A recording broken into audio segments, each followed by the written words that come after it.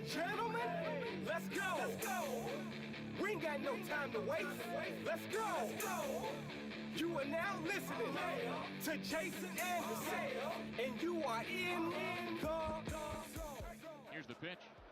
Slider hit high in the air, deep to left field. Kerstad drifts back, up against the fence. It's out of here. The pitch. India drills it high in the air, deep to left field. Kerstad's to the track. He turns around. It's gone. And now Michael Garcia. Home run number 2, and the game is tied again. In the air, left field and deep. Kerstad is at the wall, and that is home run number 4 for the Royals. And now Vinny strokes it into right center field. No way. Unbelievable. Deep left field. Solo home run number 10 today, and it's Luke Maile. In the air to right field. Back it goes. That is a franchise record, 7 home runs for the Royals. Scored big time tonight, but he's had some great defensive stands as well. Brooks trying to draw a foul. Butler goes to the basket. Butler lays it in. 16 for Jimmy Butler. Van Vliet and Hield with the deflection. Hield on the run. And Van Vliet pushes Jimmy Butler. Sets the screen for Butler. Jalen Green on it. Butler going to work, and Jimmy Butler delivers a huge bucket. 9 rebounds now. They took one away. A couple of steals. This is where the daggers come out too. Stephen Curry rips the cords. The Warriors sniffing it down. Curry, Buddy Hield. Buddy Hield for 3. Harding looking to work at 3. 8 seconds remaining. Off the stick of Bruce Davis. Ehlers hand on it. Down to 3. Ehlers cross ice. Score! Perfetti! With under 2 seconds remaining. Ties it! Fleury looking for the tip. It's a pass. Kyle Connor. Pionk wants it. He gets it. Pionk shoots. Tip. They score! Game over! Series over!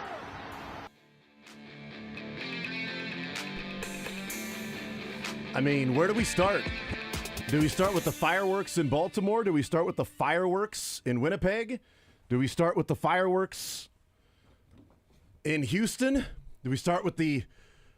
I don't know. There was more fireworks elsewhere. I mean... Fireworks at, Lake Winnebago? It's not even July 4th yet. You know what I mean? It's not even July 4th. It's Cinco de Mayo, and there were fireworks. May the 4th be with you yesterday, and there were fireworks everywhere. You've got... I mean, if you're the Rockets, well, you ran into the Warriors, and like you said, we've talked about, you're going to have to score. The Rockets need to get some offense this offseason if they want to advance further. Having an awesome defense is great for a baseline, but you're going to have to score, and the Warriors showed that when they were dropping threes left and right, and playoff Jimmy's different. We know that, and Steph is Steph.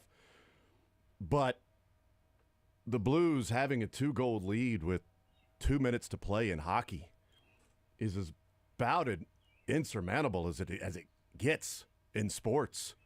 I mean, that feels like leading by 21 with 1:45 to go in the fourth quarter, and somehow a team coming back and tying it up. I mean, I know it's only a couple of plays in 2 minutes in hockey, but good God, and then losing in double overtime is crushing.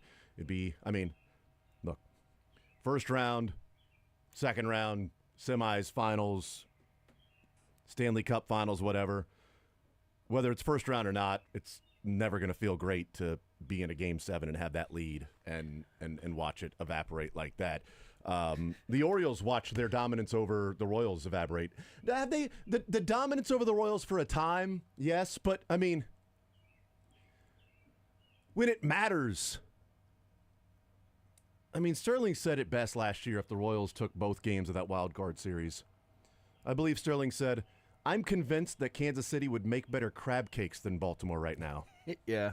Because of beating the Ravens last year in the AFC Championship game. Last year. Yeah. And then later on that year, beating the Orioles in the wild card series. Now taking the season series over Baltimore this year. Going back to yesterday morning, dating back to yesterday morning, the Royals lead all of baseball in home runs. They have hit the most home runs in all of baseball dating back 24 hours ago. People focus on the negative going into that game and not focusing enough on the positive that the Royals have the most home runs in Major League Baseball as an offense in the last 24 hours. Tell me the lie. There isn't a lie in there. That is factual. Also, interesting, Dylan didn't play anything about sovereignty winning the Derby. I mean, you could have played my clip on Friday saying sovereignty wins the Derby, that I like sovereignty. Who'd you go with, Sterling? You went with someone that didn't win, right? American Promise. That's right. Yeah. Which looked fine for the first because half. Yeah, well, luckily. Furlongs. Unfortunately for Sterling, the race is not half of what it was. They didn't stop at halfway I thought, through. well, see, that was my... They didn't stop I'm not the count I'm not halfway a through. equestriarian, so I just assumed... As equestrian. Yeah. I get it. That one. So I just assumed that... I check my taxes a lot, so yes, thank you. I do check my taxes. Good for you. Yeah, I thought American Promise was going to do good in the mud and the rain, and I just like the name American Promise, and I don't know much about horses, so I went with the equestrians. the one with America in its name. That makes sense. Because USA. Makes total sense. I get it. I don't disagree with that thought process. I threw a little bit of coin on Sandman. You had Metallica that was in attendance with the owners there of Sandman. That was pretty badass. We did find out that Sandman was named after the song Sandman, which is cool. The fact Sandman didn't win is sad but true. Yeah. Mm-hmm. I like it, though. That was pretty good. He was not the one. I thought they were going to ride the lightning, but, You thought wrong. You thought wrong, sir. Let's see. American Promise came in roughly 16th out of 19 horses. Close, though. Yeah. That was pretty close. It's close. Sandman came in 7th out of 19 horses. Who did, I can't remember who Mick picked to win. It wasn't Sovereignty, though. I know that. Journalism got second. Yeah. Yep. Journalism was passed up by Sovereignty, so rough couple years for journalism. And then Nebeza, that wasn't even in the Derby until 2 horses scratched and gets in the Derby and finishes 3rd. So not a bad weekend for those that may have had some money on Sovereignty and journalism and the 21 horse and the 3 horse in Final Gambit. Not bad if you're into that sort of thing. So what's for lunch today, Jason? I don't know. I was thinking maybe we can get some gift cards and go over to Tacos for Life since it's Cinco de Mayo. That was just my thought. Tacos for Life. Okay. That was my thought. It's Cinco de Mayo, right? That's my thought, right? Okay. I mean, come on. Good call. What's wrong with that? Big Tacos for Life. I go there at least once or twice a week. No thing. I love their lunch. Yeah, I take them for life. Plus, I mean, they also donate every taco that they sell. They good give back. food, good cause. Goodness, right? All right, 913-912-4810 is the text line to join us. 913-912-4810 is the text line. I'm not going to lie, it's been a really awesome couple of months from bucket list things in fantasy or playing the ponies that I've always wanted to win a player pool in college basketball, the NCAA tournament player pool. Got that done this year, so that was awesome. And then I have wanted to hit the trifecta or the superfecta in the Derby one time in my life, playing it every year. There's always one stupid horse that comes in and messes up all the exotics, all these different combinations of different horses. I've got this combination in this one and this combination in this one. Oh, a horse that I had finishing second in this one finishes second over there. And then a horse that I didn't have in this one finishes first on that one. And so all of them get messed up. That is a story of like 15 years of playing the ponies in the Derby. And finally, just saying, bleep it. I am not going to play 17 different combinations. I'm going to go in on a few horses and hope that they come in, and then you get a long shot somewhere along the line. So, are you positive now in your horse betting career? Did this make you go? It's well positive. It's hitting the super was fun. It was nice. Okay, so hitting the superfecta. So my next question is why are you here? Why are you not at a? Why are you not Pac-Man? Why are you not Pac-Man Jones this thing? Because I didn't hit the super high five. Had I then placed what I did with the superfecta, which is getting the top 4 in order, Had I then placed that over the field as if like anybody comes in fifth, well, that paid out $40,000. I didn't do that. Because that would have also increased the price of my ticket by 18 times what I had paid for the ticket anyway. And I ain't paying that kind of money on one bet. Looking back, boy, I wish I would have. But the fact that I had never hit a trifecta in my life in the Derby, not going to go in on a $500 ticket on the chance of hitting a super high five when I've not even got the top three horses ever. Not going to do that on a $1 ticket, pay $500 with all the different combinations it would have taken for me to get the high five. So anyway, still, Jack, not bad. Dylan, are we not surprised that we didn't get a call, like a FaceTime from him at the strip club, and we get the Pac-Man, the script club with the Pac-Man Jones response of, ain't no sin going to a strip club. I was just being rebellion. You know, Chad didn't want me going to no strip club. You know what we did? True story. You know what we did? Family went to Andy's. Celebrate. Oh, man. We're like, hell yeah. Let's go to Andy's. My wife got a picture of me looking at my phone going, did the 21 pass the 3? I just want to know, did the 21 pass the 3? Because right now, the 20 horse is giving high fives to the 18. Did the 21 pass the 3? Because I know I've got the 3 as part of 8 horses finishing 4, but I had the 21. Did the 21 pass the 3? That's all I want to know. And then we found out the 21 passed the 3. Then I started shaking. Phone dropped, and my wife getting a picture of me looking at it. And then when the results were final, I'm like, let's go to Andy's. So I did not bet, but I also got Andy's yesterday. I thought we deserved. I wanted to put Andy's. I got a grin right above my chin, and it came from Andy's. Good for you, man. Although Andy's listened to what I had told them that I was upset about them. It was on site that because they had the butter cake there. They take it away. I was disappointed when I got there and there was no butter cake because I was going to get me a large. I might have gotten 2 larges, and they're like, "Oh, sir, we don't have the butter cake anymore." I'm like, "What is wrong with you people?" They have the lemon one now. The lemon bar, fire. I got the Boot Daddy. They did say we do have the lemon bar, and I'm like, "No, I had my mindset on butter cake." She's like, "I know." She's like, I wish they wouldn't have got rid of it either." She's like, people have come up and they keep asking for the butter cake, and we keep having to tell them that we don't have it anymore. What about her cake? You keep talking about but her cake. What else about? Because I hate everything but her cake. Oh, okay. Okay? I will not eat anything at Andy's but her cake. That's all that I'm going to have in the concrete there. And I would have gotten like 2 larges. I mean, I was riding on cloud 17. Like, there are different levels of clouds that people can ride on. I was on like clouds, 18, because Sovereignty was out of the 18 post. So there we go. There's our weekend and the 7 home runs that the Royals hit, franchise record, breaking out the bats. Michael Garcia. We can start here. It's official, right? We can stop talking about, Garcia started hot last year. Garcia, he did have a really hot stretch last year. I don't know. I'm going to kind of play wait and see on this one. I'm going to let this one play out a little bit. I don't know. I have tempered enthusiasm. That's what everybody sounded like, that they were taking their time with Michael Garcia. And I kept saying from the beginning, this feels different with Garcia because of the work they did in the offseason, the difference in the swing. It looked like 2 years ago. Not last year when it was, I'm going to have more of a launch angle and I'm going to hit home runs. This looked like the guy whose bat got on plane immediately and stayed through the strike zone for roughly 17 minutes every swing. Okay? When you do that, it's the exact opposite of what Isbell's swing is. Isbell's swing is a big circle. All right? And I'm not talking about what ends up being like how many hits in a game.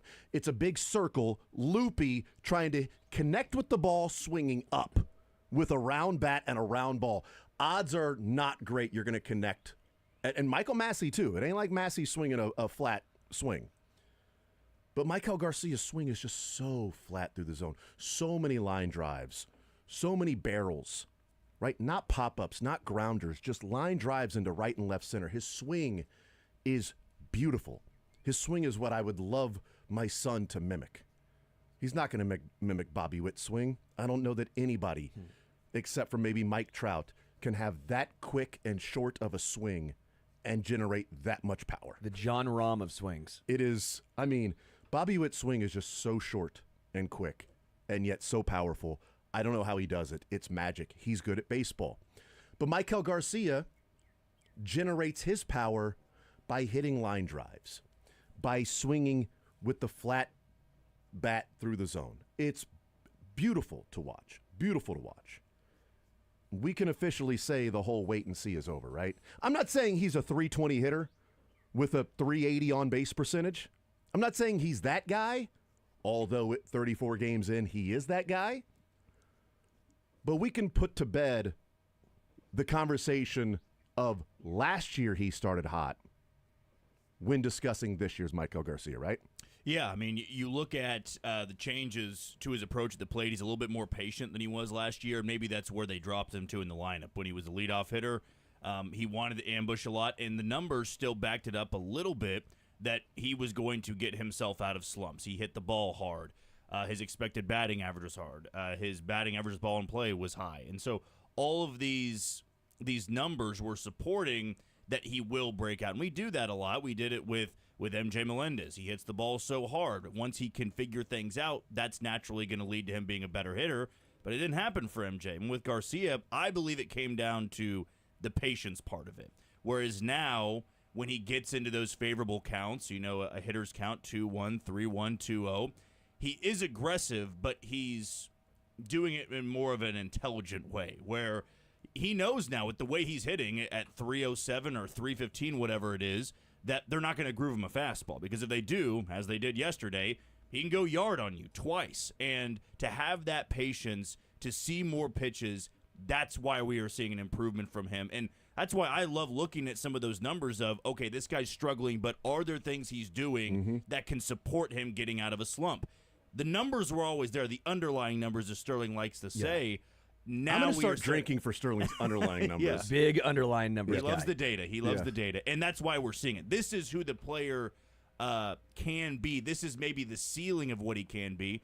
And you talk about the defense, too. I mean, right now, 34 games in, he's pacing to be a 6-WAR player, which would be one of the best third basemen, if not the best, in all of baseball. So what are the underlying numbers? Well, no, I'm just really glad you brought up, one, the underlying numbers from last year, because last year's numbers were solid. They were fine. That's a good way to put it. They weren't great, but they were fine. It wasn't 2023 where they were better. It was a step back, but it wasn't like he was. I mean, he was, I think, the worst qualified hitter in baseball. Now, part is because you have to play a certain amount of, or have plate appearances at bats, all that stuff. So that plays a part, right? But you're looking at this year, and it's a reversion to 2023, and then some. Yes, he's never been a guy that's chased a lot. Even last year, his chase rate was like 21%. This year, it's 19.9, which puts him in the top 90th percentile in all of baseball. He doesn't chase. But your point of being patient is great, because what he would do is he might get ahead 2-0. There might be a sinker in on his hands. It might clip the zone, but he's swinging at it. He went from a 6.7 walk rate, which was really, really bad, to this year a 9.1% walk rate. It's not great, but it's 54%. It's above that, slightly above average, right? Increased but by 50%. It went from brutal to pretty solid. And he's always had great bat-to-ball skills, so now he's seen – I'm so glad you just said that. He's not swinging at pitchers' pitches. Even when he gets ahead in counts, he's not panicking. He's not going to be a guy that strikes out a lot. He's never been a guy that strikes out a lot. So he should trust that if he gets into a 2-strike count, he'll be okay. He's done that more this year. The results have been phenomenal. He's batting .319. The numbers say it should be .324. So they're right. Again, all the underlying things scream this is who he is. He's slugging .496. The expected slugging is .499. I mean, they're all on base. .379, expected .380. He is right in line with what he's supposed to be doing. I'm not saying he's going to be this guy, like you're saying, Jason, because this is also just a ridiculous stretch. But I think he is more of a 280 hitter, close to 290 hitter. If he walks at this rate, you're getting on base at a, 330, 340 clip? Slugging .440? OPSing .750-ish? I mean, with the defense and the base running has been a little hit and miss this year. Early on, he was getting caught stealing way too many times. But that's a really, really good ball player. We keep talking about who's the third baseman of the future. We keep trying to figure out where does Michael Garcia fit. This is where he fits right now. I love you bring that up, too, because I want to get to that here in a second. But just to put into context, when we kept thinking back to last year and saying, well, he started off hot last year. He had that hot stretch to begin last year. Well, let's give it a little bit of time because, he was hot to start off last year. Is this different this year? oftentimes the first few weeks, 2 weeks maybe, a week of a season can color what we think of the next couple of months. Last year, the Royals bullpen, because of what it looked like the first 2 weeks, that was sort of the way we remembered it until Irsay got there. Even though MacArthur and Schreiber and some of those guys, and I say Irsay, but they got Harvey before that, but those guys pitched better after the first month or so to be a respectable bullpen. But the beginning of the season was so bad, it was like, this bullpen is terrible. It sort of shapes how you view it the rest of the year. Maikel Garcia's first 6 games, that's what we're talking about last year. 6 games. His first 6 games, he was batting .280. He was getting on base at .296. Here's the walks. Slugging .800. Yeah, it went 4 home runs. 1.096 OPS with his 4 home runs. Yeah. The next 27 games, he batted .230. He got on base at .270. And he slugged .293. We remember Maikel Garcia in the, quote, hot start because of 6 games. Yeah. Because of 6 games where he hit 4 home runs. 6 games. Total through 34 games, which he's played 34 games. Total through 34 games for Maikel Garcia last year, he was batting .232, getting on base at .280, and slugging .377. He had 4 home runs, he had 6 doubles, he had 10 walks, and he had 27 strikeouts. This year, he's already got 12 walks, and he only has 19 strikeouts. Same number of home runs, 3 more doubles, and 220 points higher in OPS through 34 games. We kept thinking about Garcia's hot stretch last year and his hot start, which was just an amazing 6 games. Yeah. He had an amazing 6-game stretch. That was it. Because his highest batting average all season long, like he's batting .319 right now. The high point in batting average last year for Maikel Garcia was .280, which was Game 6. The high point in on-base percentage for Maikel Garcia all of last year was .316, which was Game 62. And the high point for slugging last year for Garcia was 1,000. It was Game 1. So high point for OPS last year was 1.25. Again, Game 1 last year. That was it. Like, he's at a high point for all season right now, 34 games in.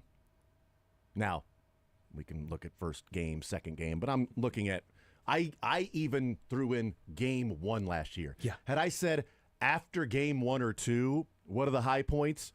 Yeah, it shapes it. But I don't want to do that. I want to look at literally what the high point last year was, .316. At any point last year, that was his highest on-base percentage, and he's at .380 right now. I'm so glad because, again, the walk rate. And one more on the third baseman right when you get to it. So the walk rate's been great. But one thing I noticed with Maikel, and I said it earlier on this year, was it looks like he's pulling the ball more.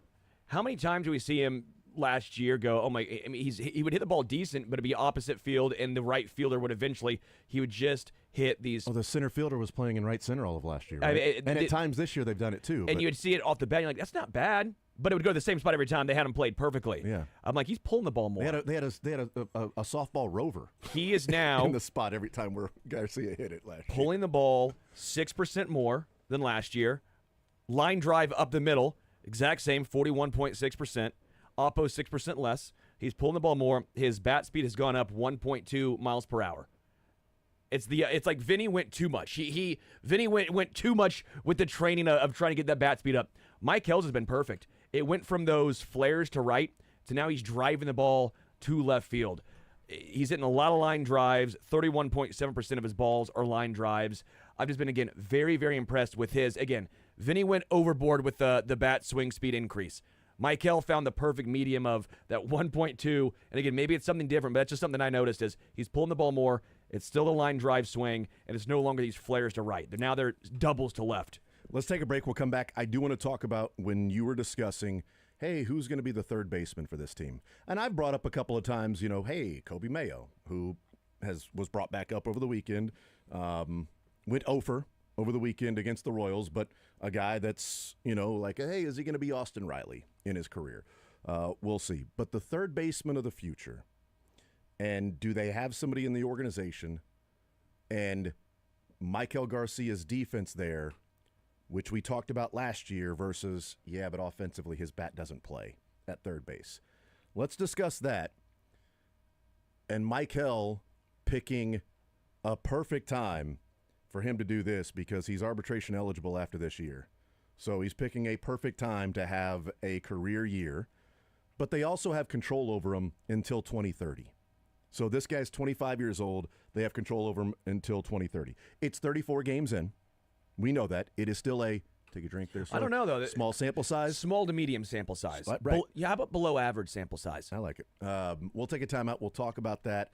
Also, Kyle Wright made a rehab start over the week or late last week. I guess that would have been Friday that he made that rehab start. Cags is doing Cags things. We'll talk about that. Chiefs have their rookie mini camp this weekend, which I don't typically take much out of in terms of video that's out there or anything like that. But we did hear from a few of the rookies and their press conference. We'll take a timeout. We'll come back. More Zone next.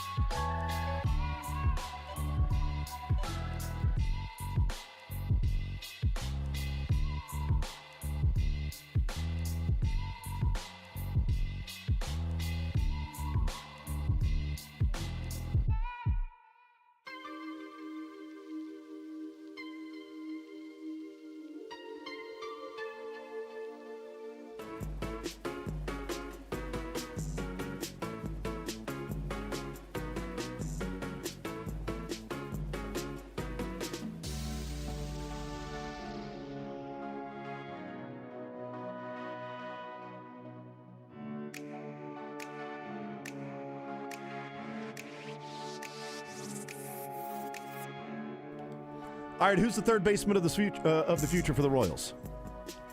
Michael. Ooh. Well, 34 games in. I mean, hear me out. I'm going to hear you. You might need to get out.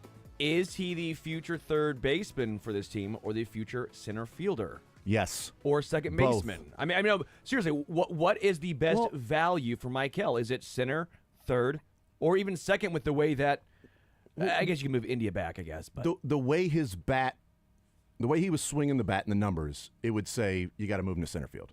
Because if you get great defense from him in center, the bat's more indicative of what a center fielder you would get from him, all right? You're not getting Griffey. You know, Aaron Judge playing center. Like, that's not happening. Julio Rodriguez in center. Like, you're not getting those things. But his bat does not play at third. So, you know, the defense is unbelievable. And when we talk about the defense for like Michael Massey or Kyle Isbell in center, like to make up for that bat, you have to have spectacular, unbelievable, best in baseball at that position type defense to make up for that. Well, Michael Garcia's defense at third base is arguably the best in baseball. He is brilliant over at third base. But the bat didn't play. This year, that's totally different. So looking through all of baseball, and anybody that plays fantasy football knows that third base is tough to find a fantasy baseball impact player. It's difficult to find somebody that's going to give you some numbers. It's not as deep as some of, years past where it's like, oh, third basemen are hitting 25, 30 home runs every season, right? Do you know who's first in all of baseball from primary third baseman in batting average this year? Not just American League, all of baseball. Oh, probably Michael. Michael's 319 is first in baseball. On base percentage, first in baseball, all of baseball as a primary third baseman. On base percentage. Is it Matt Chapman? It is not, but it's also not Garcia. So is it Manny Machado? It is not Bregman? It is Bregman. Ah, yeah. Bregman is number one in batting average or on base percentage. Michael Garcia is number two. What about slugging percentage? Is that Manny Machado? It is not. There is gotta be a close, national right? league. There is one national leaguer that is there as a third baseman. I've actually mentioned his name already. Chapman. No, I mentioned his name in the previous segment when I was talking Oh. about trading for like a Kobe Mayo or something. In the NL. Number one in slugging. Well, It's not Bregman. I thought Bregman is one. Okay, Bregman's one. You said Garcia's NL, third. The number two guy is No, in no, the no, no. National League. Let's try and figure this Sorry, out. Yeah. Garcia's third. Yeah. Bregman's number one. The guy in the National League that I mentioned when I was talking about Kobe Mayo. Who are the Dodgers third basemen? Not Dodgers. It's not Padres. It's not the Padres. Yeah. Nolan Arenado's had a bounce back year, but I don't think it's him. It is not him. Is it the National League Central? It is the East. Not Bohm for sure. It is not It's Bohm. Bohm. Oh man, I'm gonna go. Oh, is it for the Nationals? Nope. You guys will get there. We'll get there. It's not Mets. It's not Ventos because he's been brutal. It is not him. It's for a team that should be better than what their record says. Atlanta. Austin Riley. Austin Riley is we got second. there. We got there. You guys and killed it. American Promise And just finished. he homered twice last night on Sunday Night so Baseball. like what we've talked about, right, is, and I've mentioned it, hey, if you trade for Kobe Mayo, he's a guy that, is he the next Austin Riley, or is he an amazing 4A player? Like, that's sort of like the wide range of Kobe Mayo. I don't know what he's going to be. His swing is odd with how much movement right before he swing has. It's weird. We were the last horse to finish the Kentucky Derby right there, Jack. It just took us But about... you got there. We did get there. You finished. So he's third in slugging. OPS, who's leading all of Major League Baseball in OPS? Is it Austin Riley? No, it's the guy who's leading all of baseball in on-base percentage and slugging. All in third baseman. It's Bregman. Oh, yeah, duh. And Garcia is second. But here's what's fascinating about that. You guys remember what Bregman... I wanted the Royals to sign Bregman until I saw what the Red Sox paid him, and then I thought, okay, they weren't even in the conversation. He probably picked up the phone and said, what do you have? Okay, cool, thanks, bye. I'll get back to you if my legs are cut off. Then maybe you can afford me. Anybody want to take a guess without looking what the contract was with the Red Sox that they signed Bregman? Is it... It's a 3-year deal, wasn't it? 3-year deal. Was it 120, right? 120. He's making $40 million a year for the next 3 years, and Garcia's making $775,000 this year. Garcia's number one in all of third baseman in batting average. is right behind Bregman in on-base percentage and right there in slugging with Bregman and Riley. Hear me out. And right behind Bregman in OPS, and he's making roughly $39.25 million less than Bregman. Now, next year will be different because he's finally arbitration eligible, is Michael Garcia, so he'll make some money next year. He ain't going to make $40 million. He ain't going to make $40 million until he's a total free agent. He won't make $40 million total dollars with the Royals until he's a free agent, and that is after the 2029 season. Why not both? That's my pushback. Go get Bregman and Garcia to have them both play third? Hey. It's an interesting defensive alignment. Hey, I wouldn't Garcia have them can both play center. third. No. Oh, one place. I thought both played third for you. Yeah. Well, you know what? If they're going to do this with the bat, I don't care. But my point is, we talked about third base. Will the bat play? I mean, the bat is clearly playing as one of, if not the best third base bats in all of baseball, and his defense is better than Bregman's good. Bregman's a really awesome player, but Garcia's defense is totally slick over there at third base. And so it's part of me, as the season started, of saying, man, put Indy at third, put Garcia in center. But his bat is a third baseman, and his glove is one of the best defensive third basemen in baseball. Might be to the point to where they just stop moving him around and leave him alone at third base. Because if Garcia was a first-round draft pick, and I know he was an international free agent, but hear me out on this hypothetical. If Garcia was a first-round draft pick, drafted from LSU as a third baseman, the 6th overall pick, third baseman, LSU, and 2 years ago, was swinging a good bat with batting average, right? And it's like, okay, the power is going to come. He's only 23 years old. And then last year, okay, the power was there, but then it just went away immediately after, 6 games. And then this year he's doing that. Would anybody say, maybe try center field for this guy? He'd be your third baseman. But because he came up as a shortstop, it was third base out of necessity because, you had Mondesi that, turned out to continually be Mondesi, that the Royals finally figured out that this is who he is, and they moved Bobby Witt back to short, and they needed a third baseman, and so Garcia was playing third and played a really good defensive third, and so that's the position they found for him. Well, we're not looking at Garcia like the third baseman of the future because he didn't come up as a third baseman. But the hypothetical, if we said he was drafted as a third baseman, he's doing exactly this. Would there be any question of who you're saying, okay, you've got Garcia at third for the next 4 years. You've got Bobby at short. Second base is still a question, although Massey finally hit a home run yesterday. So all of those fly balls to the warning track where the Royals could have, if those were line drives or whatever, could have helped him win a game. He got one over the fence finally. That's good. Congratulations. Good for him. Swinging for the fences over and over and over and over and over and over and over and over and over this year. Finally got one over that fence that they erected in right field. That's good. You know my favorite stat right now is? Massey's one home run? Because Luke Maley has the same amount of home runs as Michael Massey and the same amount of walks as Kyle Isabel this year. That's pretty good. And he did it in one game. I say put him at second and center. See what he can do there. His bat will play. But is that too premature based on an amazing 34 games, or do we truly feel like this is different and Garcia now as a 25-year-old is realizing some of the potential that's been there, that he's finally found his swing and his approach over 2 years sort of tinkering with it and then spending the offseason, by the way, with Alex Zumwalt to get this swing, which we talk about Alex Zumwalt as a hitting coach.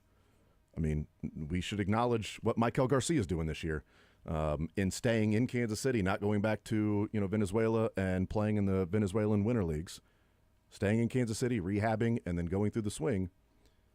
Is it too premature to say that he can be somewhat? He doesn't have to be the number 1 or number 2 hitting third baseman in baseball with his glove to be an impactful player.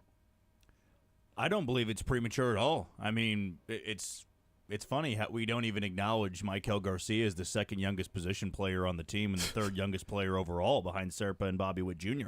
I mean, if he was some 31-year-old journeyman that was having this start, you'd go, okay, let's look at his track record. Mm-hmm. He's probably not going to be able to do this. But with some of the numbers, the data, his age, you could look at this as him entering his prime.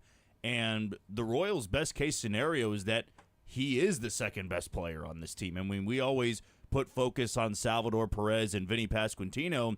The reality is Salvador Perez, even though he's defying father time here, eventually is going to come a year where he doesn't look like Salvador Perez. And you want to make sure you have more than just one good young player on the roster. You could now have that in Garcia. You can hopefully have that in Vinny Pasquantino and Jack Caglione coming up. But him turning into this version of a third baseman, I believe it makes everything a lot easier for the Royals. You can put Jonathan India in left field and say, you're going to play there until maybe later on in the season when maybe we could make a move. Because if you keep Garcia at third base, you have Bobby Witt at short, Massey can play second for the time being, India can be in left. But then if you go out there and make a move for a corner outfielder, Jack Caglione comes up and plays in the big leagues. Now you can get a little bit more creative where you can find a sure-handed left fielder, somebody who's played that position. Caglione could play right, and then depending what India and Massey look like, maybe India moves back to second base where he's more comfortable. But we also know Matt Quatraro likes to move around pieces a lot, so India would then know how to play left field if he has to go out there, and Massey could play second base. Caglione could be in right, unless that he needs to play first base, and Vinny DHs.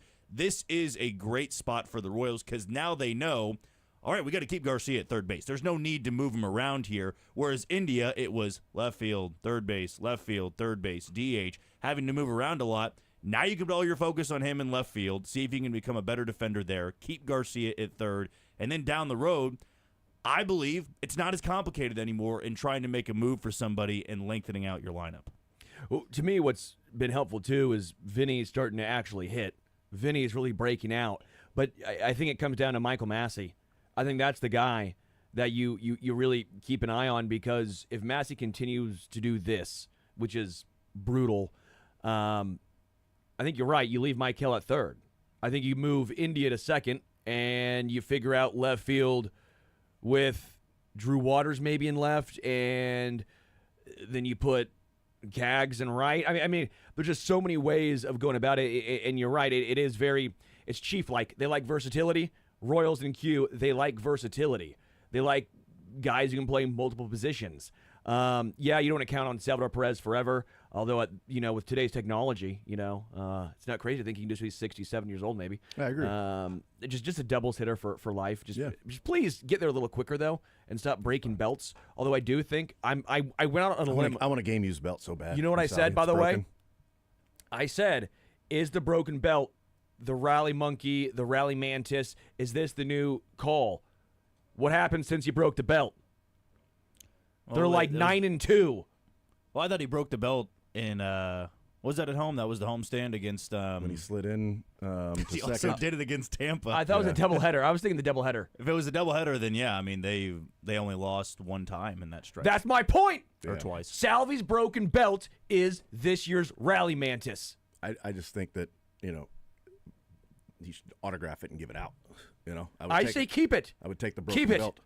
And hang it in the dugout every single game. By the way, there's a lot of guys in their 30s that are now breaking their belts. A lot of guys in their 30s that are like, you know what? Not the way it used to be. Broken belt. Maybe I should run more. I don't know, but that belt is now broken. Michael Massey, Hunter Renfroe, and myself all have one thing in common. What's that? We're on our last belt loop, which means that's your last opportunity. I think that's where I'm at right now. My white belt, golf belt, last belt loop. Come on, I got to get it down. Hunter Renfroe, Michael Massey. If you don't start producing, you're getting sent down. Okay. Not Renfroe, but just add another notch in the belt. Just get like a little poke a hole or something. Poke a hole in there. Just one more notch. It's all good, man. It's easy. You don't need to buy a new one. You're fine, man. You're going to lose that weight anyway. So that's just motivation. In fairness, it was my fault. I bought a belt that was already tight. That was dumb. Mm-hmm. That was on me. Not thinking that you would actually gain. It was like the Royals getting Hunter Renfroe. We all the signs were there. All the signs were there. Mm-hmm. It's a bad call. Don't buy this. Don't buy the belt. Don't buy Hunter Renfroe. You bought him. We know it's not going to work. You bought him. And we tried. Now you got to DFA that thing. All right, we'll take a timeout. We'll come back, continue rolling more zone next.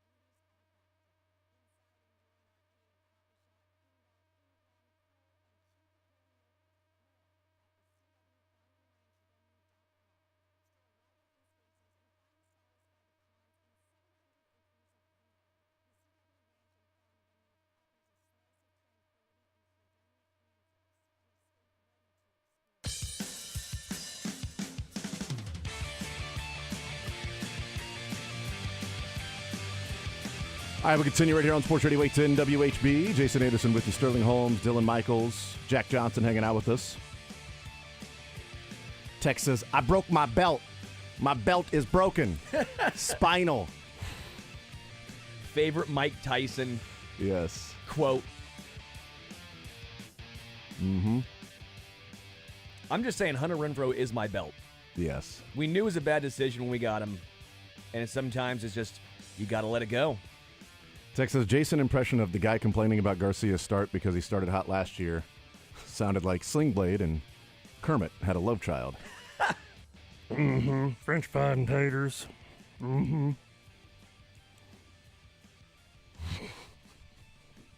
Good movie.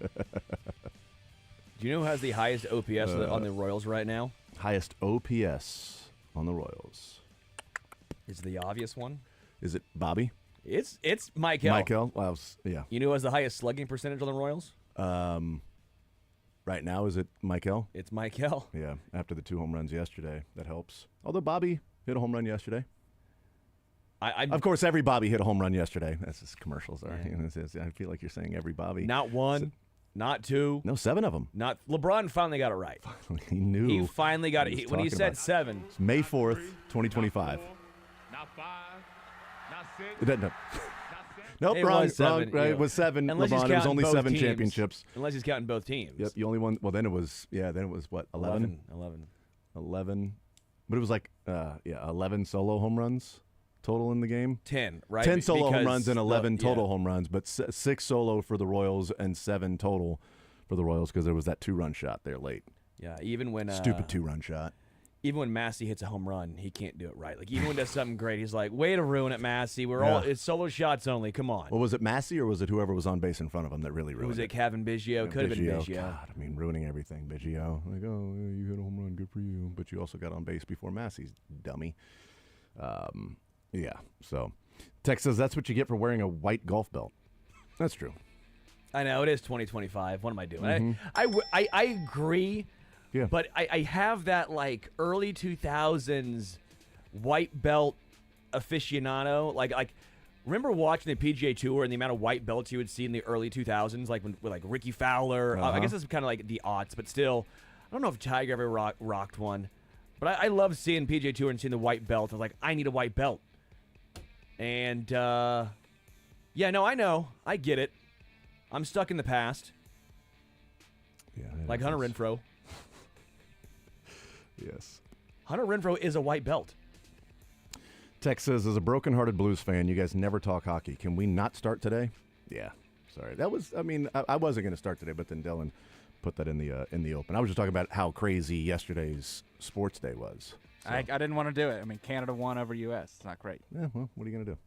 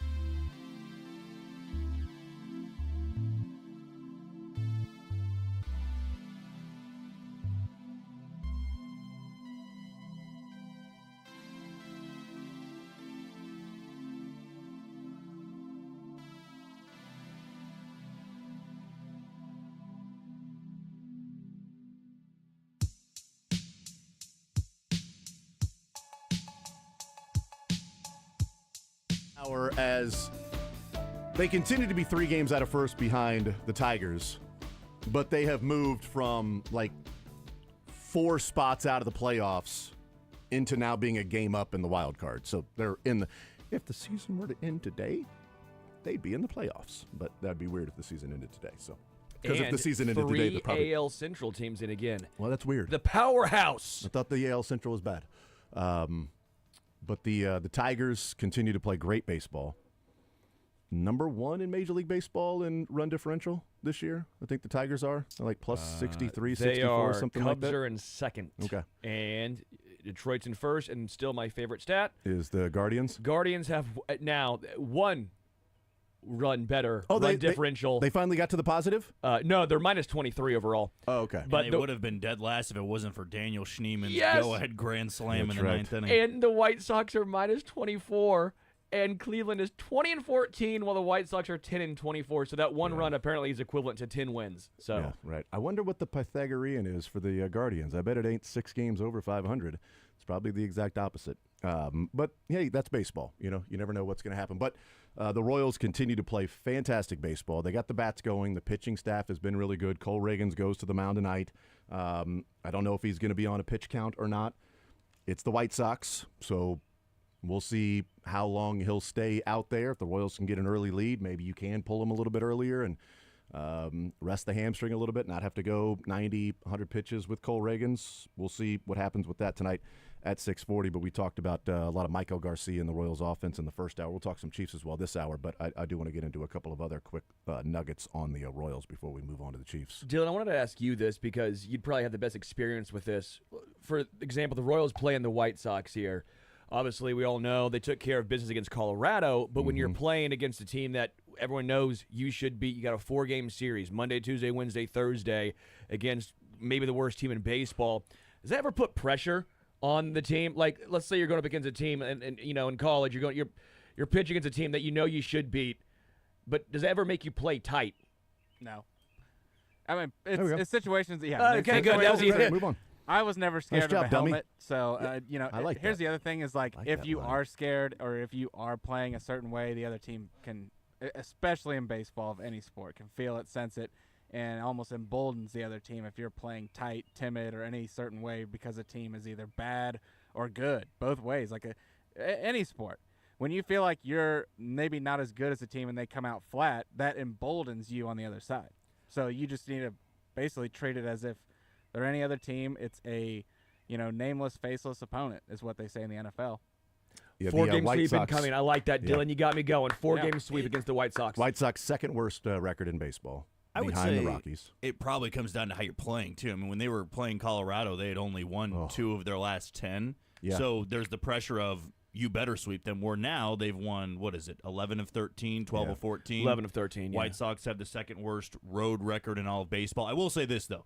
They're nowhere near as bad as they were last year. They have a much improved rotation. Their offense still isn't very good at all. But, look, I don't feel this team under Matt Quatraro looks at any opponent and says, oh, they're bad, we should beat up on them. I think they view them in the same way they view Detroit or the New York Yankees, that it's just, as Dylan said, a nameless, faceless opponent. Yeah, I like the I don't care about the helmet. And you should take care of business because the Tigers are playing the Rockies over the next 3. The Royals are playing the White Sox. So it's like the Royals lose, Tigers lose. Royals win, Tigers win. And they've been I think they've been 3 games out since the Korean War this year for the Royals behind the Tigers. I'll go back even farther. I think it's civil. I think it's really been it's been a while since they've 4 score and 7 games ago, they were still 3 games out behind the Detroit Tigers. So it's Cole Reagans versus Shane Smith tonight. I just pulled up DraftKings to look, and just because the White Sox have the 5th highest strikeout percentage in baseball this year. So I'm like, all right, Cole Reagans. Over under 6.5. I'm looking at it right now. But it's pitch count. Yeah, it I worry comes about down the to pitch count. Hey, Because can we get Q on the phone? Can we get Q, get some insider trader knowledge? Like, hey, Q, pitch count or? Colorado has the highest strikeout percentage, and Reagans only had 4 strikeouts against Colorado. That was through 3 innings in like 60 pitches. Do they do innings pitched as a bet? Let's see. They'll do outs recorded. Oh, okay. That's similar, but It's probably 5 2/3. They normally do, what is that? 17. 17. I bet it's 17 or 17 and a half. Yeah, I'm not seeing. They don't have anything listed for Cole Reagans for outs recorded, and I'm assuming that's because of coming off an injury. You don't want to go one way or another. If somebody's got some insight, like, oh, he's 60 pitches or 70 pitches. All right, well, I'm going to go under the 19 outs recorded over under for this guy, because that's typically where it's at. With most of the Royals pitchers, Lugo, Reagans, it's right around 18 or 19 outs recorded is what you're going with. So yeah, just wanted to take a quick peek there, 6.5. If it wasn't for, well, I would say if it wasn't for him coming off the injury and maybe a limited pitch count, then it wouldn't be 6.5. So it's one of those to where it's like, are you going to get 6.5? Like, he's got to get to 7. He had 4. White Sox strike out a lot. I mean, if he pitches his regular game, if they say he's fully healthy and ready to go, then the over is where you might even go like, alternate, like 8 or more is plus 115. 9 strikeouts or more is plus 215. You might go that route if you're like, he's going to pitch his regular game and he's going to get to double-digit strikeouts because the White Sox swing and miss a lot. But we'll see. That game is coming up tonight. I don't know how quickly this guy is going to be coming up, hopefully sometime this year, but Jack Caglione had himself a nice weekend for Northwest and the Naturals as he has hit a couple of more home runs. Here's the one on Saturday, as he had gone through somewhat of a slump in the middle part of what has been an early season. So an early part of the early season, middle part of the early season, and now late part of the early season, breaking that up for really small sample sizes. But here's what it sounded like on Saturday for Cags. And the pitch. Swing and a high fly ball deep to right field. Mendlinger back, he's out of room. It sails on to the roof of the training facility. And Jack Caglione wins this battle of future big leaguers. A 2-run homer, his 5th of the season.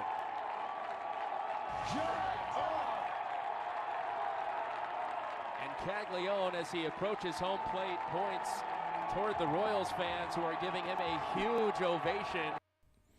Yeah, what was that, Dylan? That ball got jacked up. Yeah, it did. On top of the training facility, on top of the roof, on top of the building. The next day, Cags hit one, I don't know, like 115 if you're into that sort of exit velocity thing. Here's how it sounded. 2 out, nobody on the pitch. He swings and he drives one. Line drive deep to right. Yesterday he hit it off the roof. Today he hits it off the siding of the training center. And Jack Caglione has hit his 6th home run of the season. A line drive shot off Bryson Mott's and Northwest Arkansas, picking up right where they left off yesterday, leading 1-0. I liked on Saturday when he said, the battle of future big leaguers, and he won that battle. And then yesterday, also, the great part about where that ball landed and what it hit and what the sign said is just absolute brilliance. The sign in right field that it hit off of said mercy. It's like, oh, mercy. Wow, mercy. And again, that ball also got jacked up pretty good. Because, again, 115 off the bat.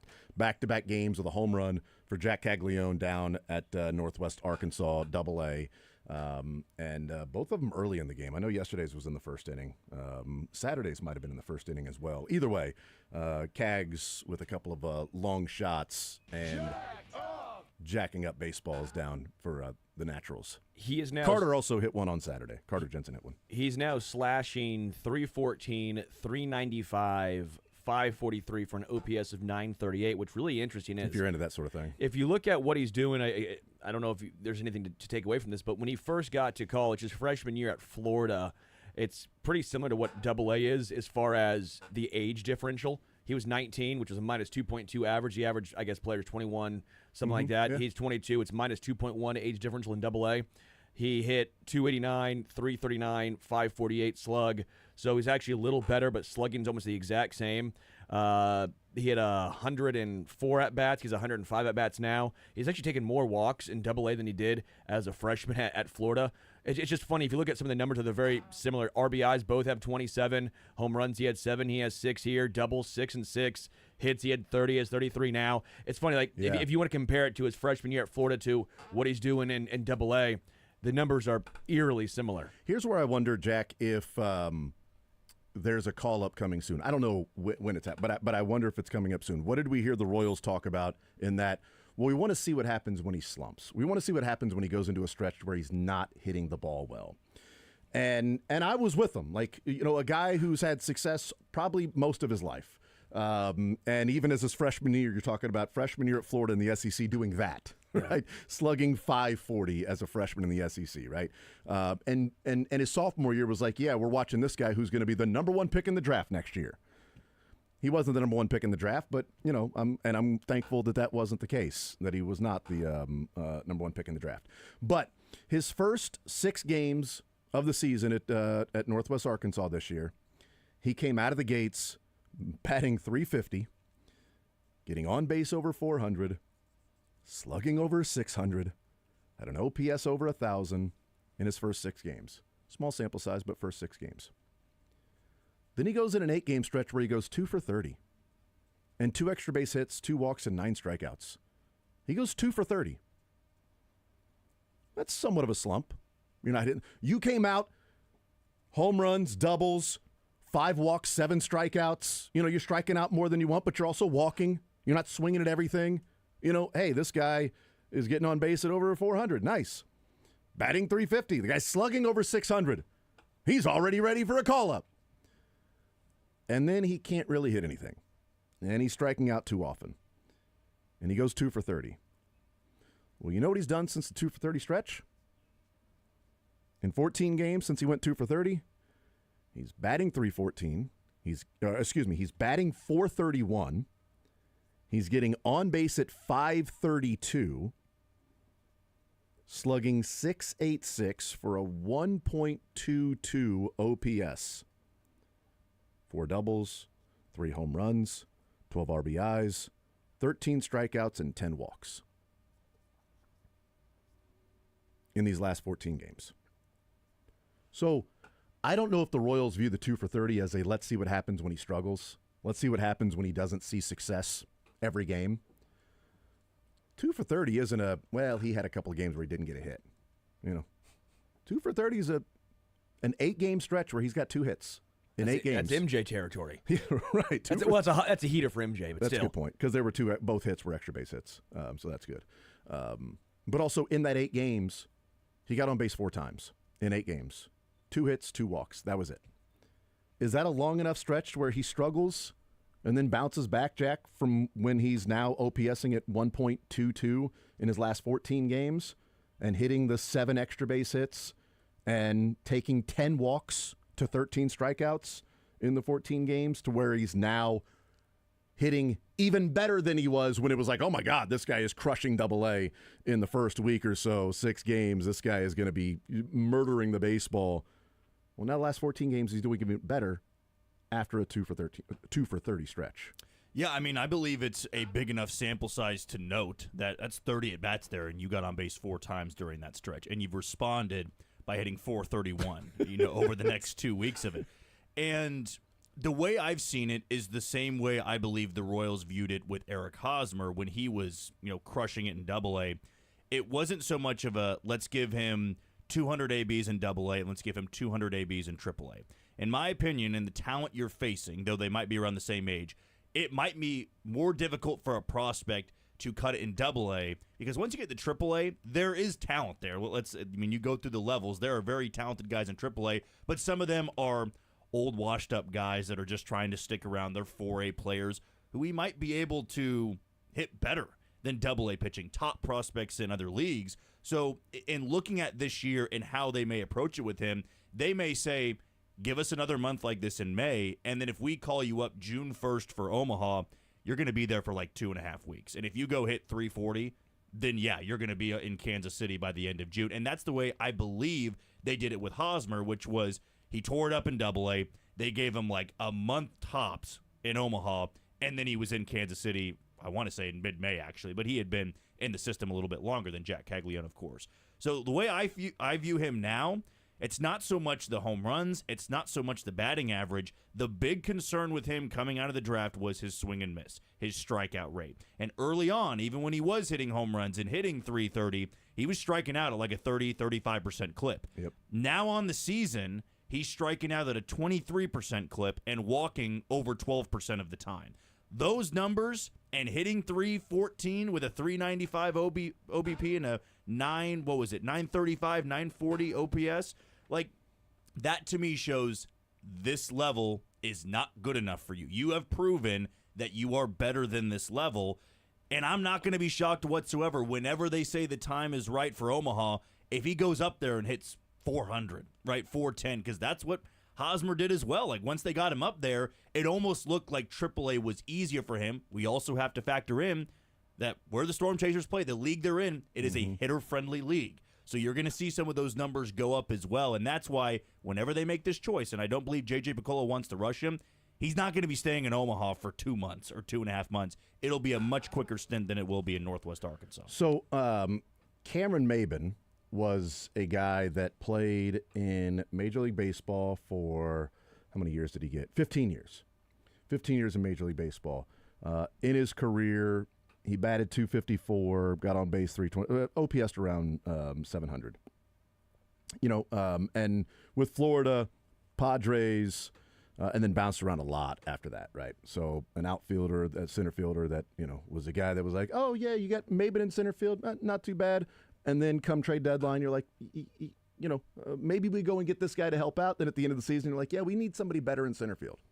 And then a team that doesn't have anybody in center field goes, what if we bring in Cameron Maben?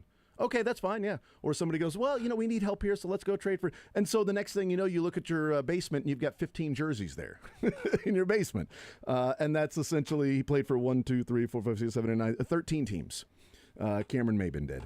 Padres, Marlins, Tigers, Braves, Angels, Yankees, Mariners, Astros, Cubs, Mets in his career, right?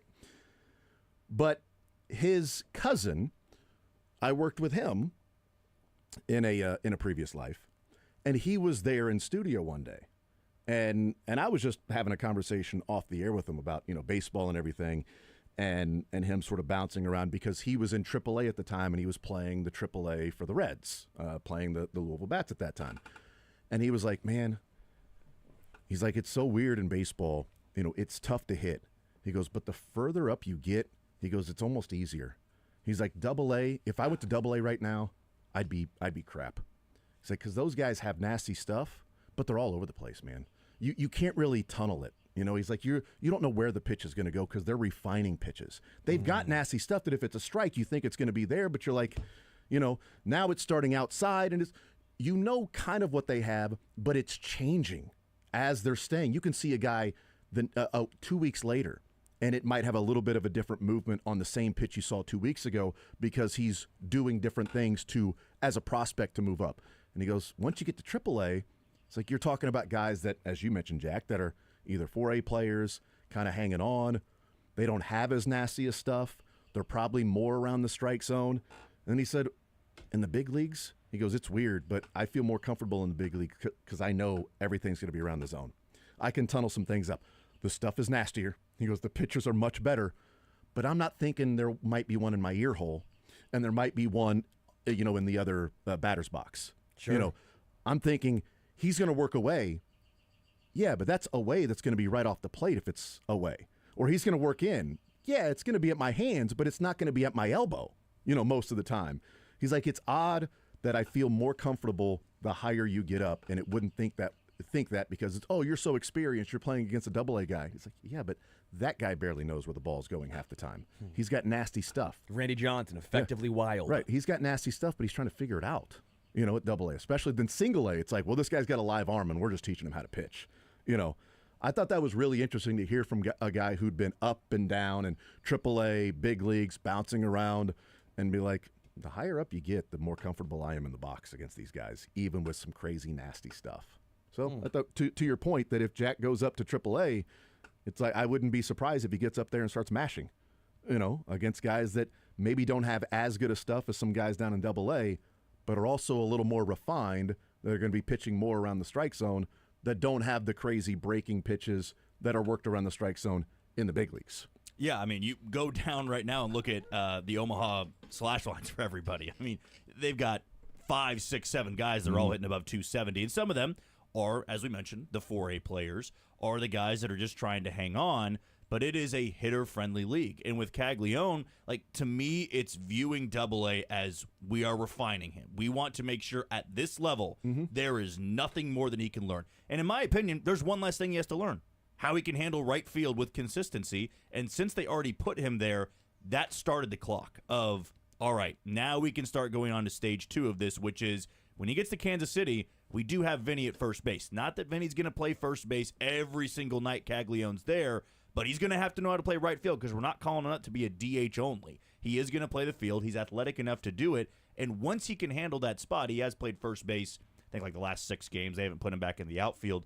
But when he starts going there, like, that's where I go, all right, there clearly is a plan in place of by June, by July, whenever that would be. Because now my timeline's moving up a little Mine bit too. Of when he's going to be here. That may be one of their additions of the season of let's see if we can make it to June with the roster we have. And right now they're 19-16. And if you view him as that guy to help you continue to play well, because like right now the offense is looking better. That's like the perfect time to call him up is when the offense is humming, not when they were on their 2-8 stretch and nobody can hit. You want him to come in stride, which is why there's still not a rush to him. They want to make sure everything's good.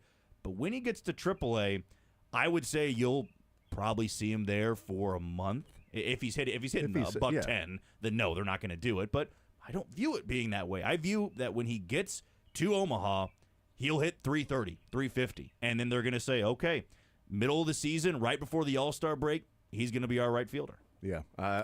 Day. Pick a day. Let's see. They have I've thought about this a little bit. They've got the Dodgers coming to Kansas City at the very last series of June. I feel that would get you to sell out all 3 games if you were to call them out there. So if you were doing it from a sales perspective, I don't think that makes JJ's sense. doing But that. wouldn't you want the opposite, though? Because Because there's so many Dodgers fans.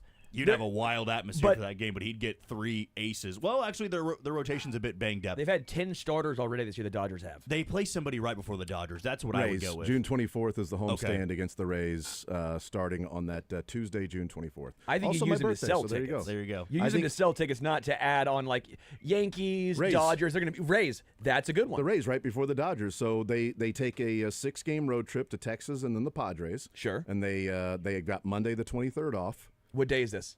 This is That's Tuesday, the June perfect time to 24th. do it. June 24th. That's my birthday. Tuesday, June 24th. Cags gets called up on my birthday, which is also the day that I told Mick is the day that the cycle streak would finally be broken for the Royals. Was also June 24th. So what I'm saying is Cags hits the cycle birthday, for the cycle. Cags, Dubs. You call him up then so he can have the press conference on Tuesday morning. Yes, he gets going up into the Monday. game. Yes. You get acclimated a little bit, you know, you get used to it. You find your locker in the clubhouse, you know, you go through your Monday hazing or whatever. And on These hands don't haze, Jason. Yes, and on Tuesday, you go through that, and then you are in the lineup that night, obviously batting fourth. But it's a great point about if the offense is struggling, you bring him up, you almost feel like you're telling him you're the savior of the offense. You bring him up with the offense is humming, hey, you're just joining this team that's playing well and swinging the bats well, and now you're going to be a part of this, not, oh, my God, we need you to go and hit 30 home runs over the next week because somebody's got to hit the ball, and we are desperately looking for that, and you're the guy. So it's a good point there. We'll take a timeout. We'll come back. We'll hear a little bit from the Chiefs in rookie minicamp over the weekend and hear from what a few of the drafted players had to say. We'll take a timeout. We'll come back. More Zone next.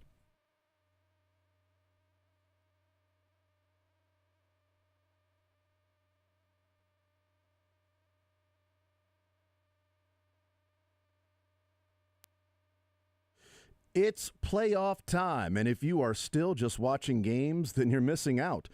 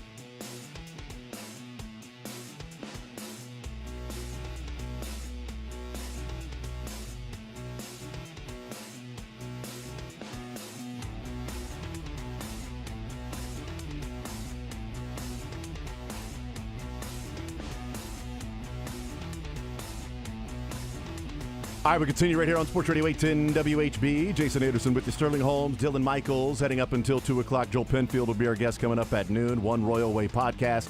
Mick Schaefer in the 1 o'clock hour, KSHB 41 sports director. Some learned, some funniest, some best with Mick Schaefer from the weekend.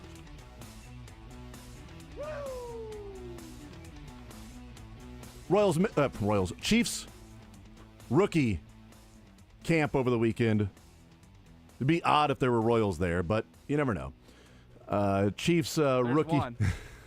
Great call. Great call. There is one. Wearing number 11 now. Yeah, doesn't look like Carson Wentz is wearing 11 this year. That won't get old, I'm sure. Yeah. It's only, May? The Carson Wentz No, 11? the Royals jokes Oh, and yes, the Royals puns. Yeah. And No, but it was good because I accidentally said Royals minicamp, Royals rookie I know. minicamp. In Like, their no, he was last there. 13 games, the Royals have won 11 games. Oh, my gosh, everybody. It's all coming together. When they it's win all happening. today, he's changed his number to 12. Dylan hates us right now. He hates that. no, I did this. I was the one that threw kerosene on the I did kindling this to there. myself. You know I'm a dumbass. If you give me that, I will keep going with the I bad like joke. it. Yeah. I just am blame sad that myself, it was really. 11. Is there anything that was special in 2011 for the Royals? No, I know, right? Yes. Like, did we call up Salvi? Yes. Was that when Salvi? Chris Getz maybe was on that team. Honest to God, that might be when was it 12 or 11 when Salvi? I think it might have been Yeah, 11. Chris Getz was the second. Yeah, Eric Hosmer, first There you base, go. 2011. Moose, The 11 Royals. Gordo. The 11 Royals were the beginning of what There was we an go. amazing run of baseball. 11 we go. Royals. You knew who had the He's highest a bigger WAR that Royals year? fan than any of us. Nobody he's knew. A huge. I guess actually it was Gordon. That was the year that Gordon went off. But Melky Cabrera. Oh, Melky. He was the Milkman. a big the Melky Cabrera Milkman. guy. Coming through. The Milkman. You know who the catcher was? I don't remember that. Matt Trainer. Of course it was. Forgot about Matt Trainer. How could I course it forget? was. I thought it was Brian Pena. No. By the way, you're just giving Royals Jared Wiley's number based on one win tonight. Jared Wiley now doesn't have number 12 anymore because of the Royals winning one more game. They win 2 games. Now Nazi Johnson's cut. Could be. I mean, What if they win 4 more games? You cutting Patrick Mahomes to give Royals number 15 because they win 4 more games? Is that what you're doing? More business opportunities for those players involved because Great point. you Yeah. have to pay for Right. that number. Yep, that's true. Change and they get to change their number and another like, hey, you You get have to sell the previous number. For remember the next Blake number. Wood? I thought Yeah. Blake Wood was going to be so good. I was dumb. for the Beltron trade. Oh no, that was Mike Wood. That was My Wood. Blake Wood. I thought My it was gonna be Wood. filthy. Jumbo. Jumbo. So as good as Gordon was that year, 7.3 wins above replacement. The All-Star for the Royals that year was In 2011? yeah, you know who it was. Was it Melky? No, He was an Man. all-star with the Giants, I think. Melky could have been. He OPS'd at 809 that year. Melky Cabrera and Gordon were both great that year. Why would I know who it was? You know who was the All-Star Was in it a 2011. reliever so they didn't have to use Yes. it? Okay. You know who it is. I always say that's All-Star blank to you. Aaron Crow. Aaron Crow, that's right. right, Yes, of yeah. course, for the Mizzou All-Star connection. Aaron Crow. All-Star Aaron Crow. Good year. Yeah. 2.76 ERA. Good for him, man. Well done. Well done. 913-912-4810. All right, so the Chiefs minicamp rookie that also had Jalen Royals out there also had Josh Simmons not doing much, mental reps, individual sort of workouts a little bit here. But here's Josh Simmons at the podium talking with the assembled media after or before or whenever it was that he talked while the Chiefs were having their rookie minicamp over the weekend. Josh, are you going to be able to participate at all this weekend? I'll be getting like my toes wet, but right now everything's on rehab. So whenever the trainers or whatever the trainers will have me doing is kind of what I'll be doing. Can you give us a sense of what you'll be doing between now and the start of training camp? Can't really say. That's one of the conversations I have to have with the trainers, but it'll probably be a conversation will be had probably. Josh, we asked you about coming back from that injury, but what was it like immediately sustaining that injury, knowing that you were a major draft prospect? Can you kind of take us through your mindset and how you were able to turn it to rehab eventually? Yeah, so I was like super frustrated, like, pissed. It was the biggest season we had. Everybody had all the tools to win an Natty, which we also obviously did, but I just had to kind of grow up and just, put all that frustration into rehab and, just get after it. Is that what you ended up doing? Like, what has the rehab process been like for you? Yeah, so something like this, it's not easy, but you just got to come in and attack it like hell every day. Just really, really go hard in rehab. That's kind of how you have to do something like this. How did rehab work for you? I mean, if you were at Ohio State, but then you knew you were going to be going, and you have your own team, and now you're part of the Chiefs. They have a team. I mean, how did you kind of navigate through that part of it? Yeah, so the immediate start was go out with my trainer, Neil Alatrosh, and Elite Orthosport, just kind of, he can be hands-on with it and gradually see the progression. But then, fires and stuff like that happened in LA around that time. So we went back to school, and Adam Stewart, who was like, platinum standard and that stuff, really helped me. So, from the rest. Josh and Selected, can you just describe how the process has been with Rick Burkholder making a plan for the upcoming months? Yeah, again, so we have like deeper conversations we had. Like mini camp, I'm really just playbook and trying to take mental reps. But yeah, obviously, what I'm allowed to do, I'm going to do 100%. Initial reactions to just seeing the playbook and the facility and everything involved with being in a Chiefs organization. It's great. It's everything you can ask for a football player, and the playbook is not as complex as I thought it'd be, but definitely still some, it's a different playbook than Chip Kelly, so got to do a little bit of studying. When you grew up, what was your favorite NFL team? I mean, how do you went to a couple colleges, you kind of changed allegiances here now you're a Chief. I mean, what was your football fandom growing up? So like as a little kid, I was a Raiders fan, but then like I just grew up, I just kind of started having like favorite players on Seahawks and so I just stopped kind of being a fan and just started watching different players. Josh, is it your expectation to push at least to start right away? I know we're steps away from that, but is your expectation to try and push to start right away? I just want to help the team however I can. If that's like starting, cool. If not, then obviously cool. I'm just here to kind of help the Chiefs win. So. A couple more. Obviously, when the Chiefs were showing interest, and you knew that they were interested in you, what was kind of your thought process during the build up to the draft, as far as what was Kansas City be like for you, and how did you kind of imagine it coming together and being a good place for you? I mean, it was kind of like you said, they were showing a lot of love, and the combine interviews went to what I thought was pretty good. So yeah, I definitely thought like that was on the table coming like April 24th. Have you had any conversation with either the other offensive linemen, the vets, or anybody else? I had like a brief interaction with Juwan Taylor. He's a really cool dude. Yeah. Josh, how do you feel like being in Chip Kelly's offense has kind of prepared you for this moment? Yeah, it's a lot of like, it's very NFL like pro style. So like coming here and jumping into something like this wasn't as hard as it was for me coming from San Diego State to Ohio State. So I'm definitely glad I was in Chip Kelly's offense. Any barbecue yet? Q39, those burning wings. I'll definitely probably try to make a after camp, try to get some before I head back, but absolutely. Josh, Jana Bardall with The Athletic. Can you talk a little bit about maybe the expectations you feel coming in, feeling a need maybe on this team for a team that's also rebounding off of a loss last season? Yeah, so I mean, attack rehab as hard as I can. That way, when training camp does come around, I can be the most help that I possibly can be. There's nothing really I can do to like kind of force. There's a lot of vets in here, and my thing is just stay out the way and work hard and be a helpful piece if I can. Does it help at all? Transferring to Ohio State, having that mentality of coming in somewhere new and making an impact right away. Say that again? Does it help at all, I guess, in college, transferring and be able to make an impact right away? Does that help? Yeah, it does. But for here, it's different. Like right now, there's a lot of great offensive linemen in the room right now. So I mean, I can learn from them. Pick their brains about stuff, the playbook especially. So, but other than that, I'm just trying to be a helpful piece. We had heard a lot of people talk about getting prank calls and all that. We've seen that. Was your draft night clean? It was pretty clean. Thankfully, yeah, that would I was that would have been different. But yeah, no, mine was pretty clean. No prank calls for Josh Simmons. So there you go. The only calls he got were real ones. And then a call from the Chiefs. And now we'll see what he ends up doing from now until training camp, or what it'll look like in training camp. We heard from the Chiefs. We've heard from Josh Simmons a couple of times. We've heard from Brett Veach. Before they drafted Josh Simmons, and when we're having this conversation, it seemed like the majority of the conversation was surrounded around a redshirt year, right? Yeah. Like if you take Josh Simmons, then no expectations on him whatsoever, and you're hoping that he's your left tackle starting in 2026. And as Juwan Taylor, cool dude, according to Josh Simmons. I love that.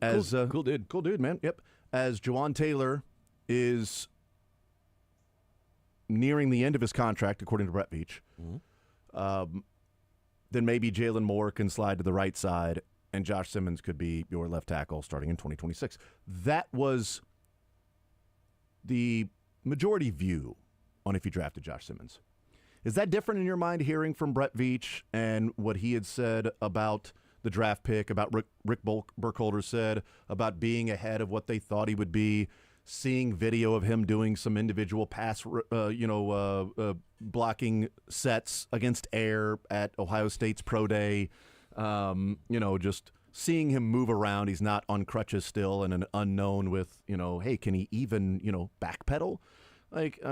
Obviously that I'm not taking much out of that, but do you think that, I'll just ask it plain out. I've got my thoughts, but does your view of that, if that was your view of that, change that maybe I'm not looking at it strictly as a redshirt year this year for Josh Simmons, and I'd give more of a chance of him to play, whether that's week 1 or week 10? Oh, I think maybe week 10. I think it's one of those situations where it's, okay, that's good if emergency situation happens. I'm not counting on Josh Simmons. It's not necessarily because of him, but it's because of, one, the contract they gave to Jalen Moore. I think Jalen Moore is going to have the first inside track, and I don't think he's going to be what Kingsley was last year. So I think as long as he's not just abysmal at left tackle, I think that he's going to have a longer leash. Jalen Moore will. I think Juwan Taylor's going to be there. I know folks' thoughts on Juwan. You know my thoughts originally. I hated the contract. Again, he's been fine. Now, at this point, it's a sunk cost what Juwan Taylor is. Contract is what it is. We know it. As much as I can, moan about the contract and what was given out originally, end of the day, he's a fine right tackle. He's fine, but he's getting paid like an elite right tackle, and that's been the main concern. I know people are upset by the penalties, but if you look at the grand scheme of things, he's been about an average right tackle. He's been fine. Again, penalties not great, but that includes that because I think he actually, when he's not getting penalties, he's a pretty good right tackle. But that's not the name of the game. When I'm not speeding, I'm following all of the rules of the road. And you're a great driver. Thank you. I'm an excellent driver. So, yeah, I think Josh Simmons, if he is going to be the starter, I think that's more or less oh, bleep, something's gone wrong. Yeah. That's more or less where I'm at, where that means Jalen Moore looks unplayable or there's a major injury somewhere. I've gone from, all right, you draft him and just say go rehab, and you sign Jalen Moore, you've got Juwan Taylor, and then 2026 you hope that you've got something in Josh Simmons, but it's a risk worth taking. We talked about that leading up to the draft. I've gotten to the point to where no part of me would be surprised if he played this year, because of what the Chiefs are saying about the injury.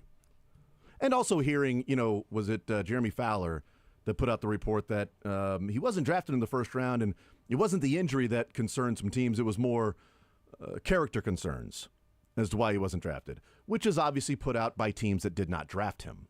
I would say specifically teams that drafted tackles that weren't named Josh Simmons, because if the injury is perfectly fine and he ends up being a better pick than some of the teams that took tackles, well, we were good with the injury. We weren't afraid of that. It was character issues, and that's the only reason we weren't comfortable. It's really with those. just Connolly, though. I think Connolly's the only one because it's not going to be Will Campbell or Membu. Could be. I think those are different to me. Could be.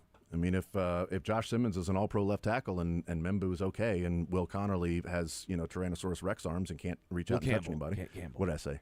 Will Connerly. You combine them both, but I like it. Will Connerly. Yes, that's right.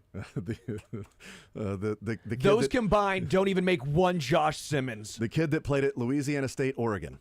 It's a great player there. Campbell and Connerly, those guys. We'll see what happens with that. But I've gone from redshirt year to wouldn't be surprised if he played middle season. And I think there's at least a chance he could start the season not on the PUP list. Sure. Where it's like, no, he's part of the 53, and he may not be starting, but he's first off the bench if somebody goes down. If Jalen Moore goes down or he's struggling, we got Josh Simmons there ready to go. I wouldn't be surprised at that, but I'm more in line with going from redshirt to somebody goes down midseason. I can see him, still starting on the PUP list, but being ready to go, or non-football injury list, not necessarily even the PUP list, but non-football injury list, and then coming off and ready to go, to where more accepting if somebody wants to say, the odds have increased of him making the team. But we'll see what happens on more OTAs, and certainly when you get to training camp, what he looks like then. But there's a lot of optimism around the building for Josh Simmons. We'll take a timeout. We'll come back, continue rolling more zone next.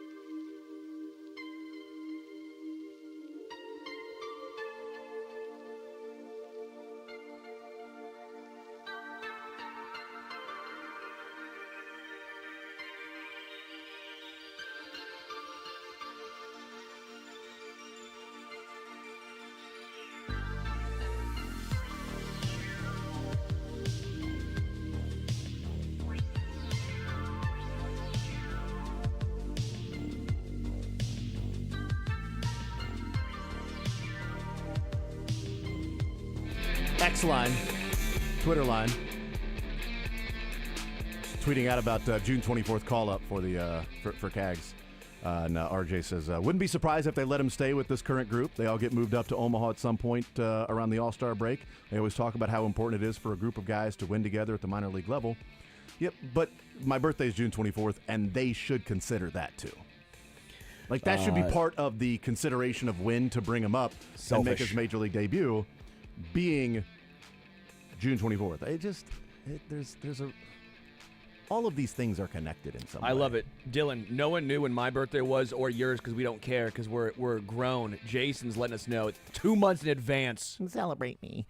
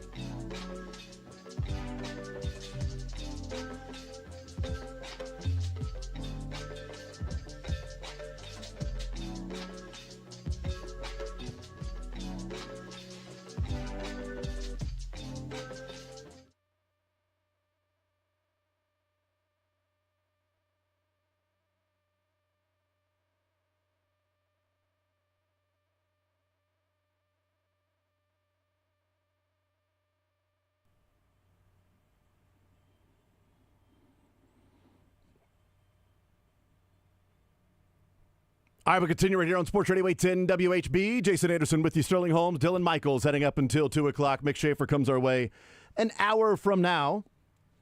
Learn Funny's Best with Mick Schaefer as well. We got some more Chiefs found we will play from over the weekend. Let's talk some Royals baseball. Joel Penfield, One Royal Way podcast, joining us here in the zone, talking about your Kansas City Royals and the 11-2 stretch they are on since having that rough road trip to New York and Detroit.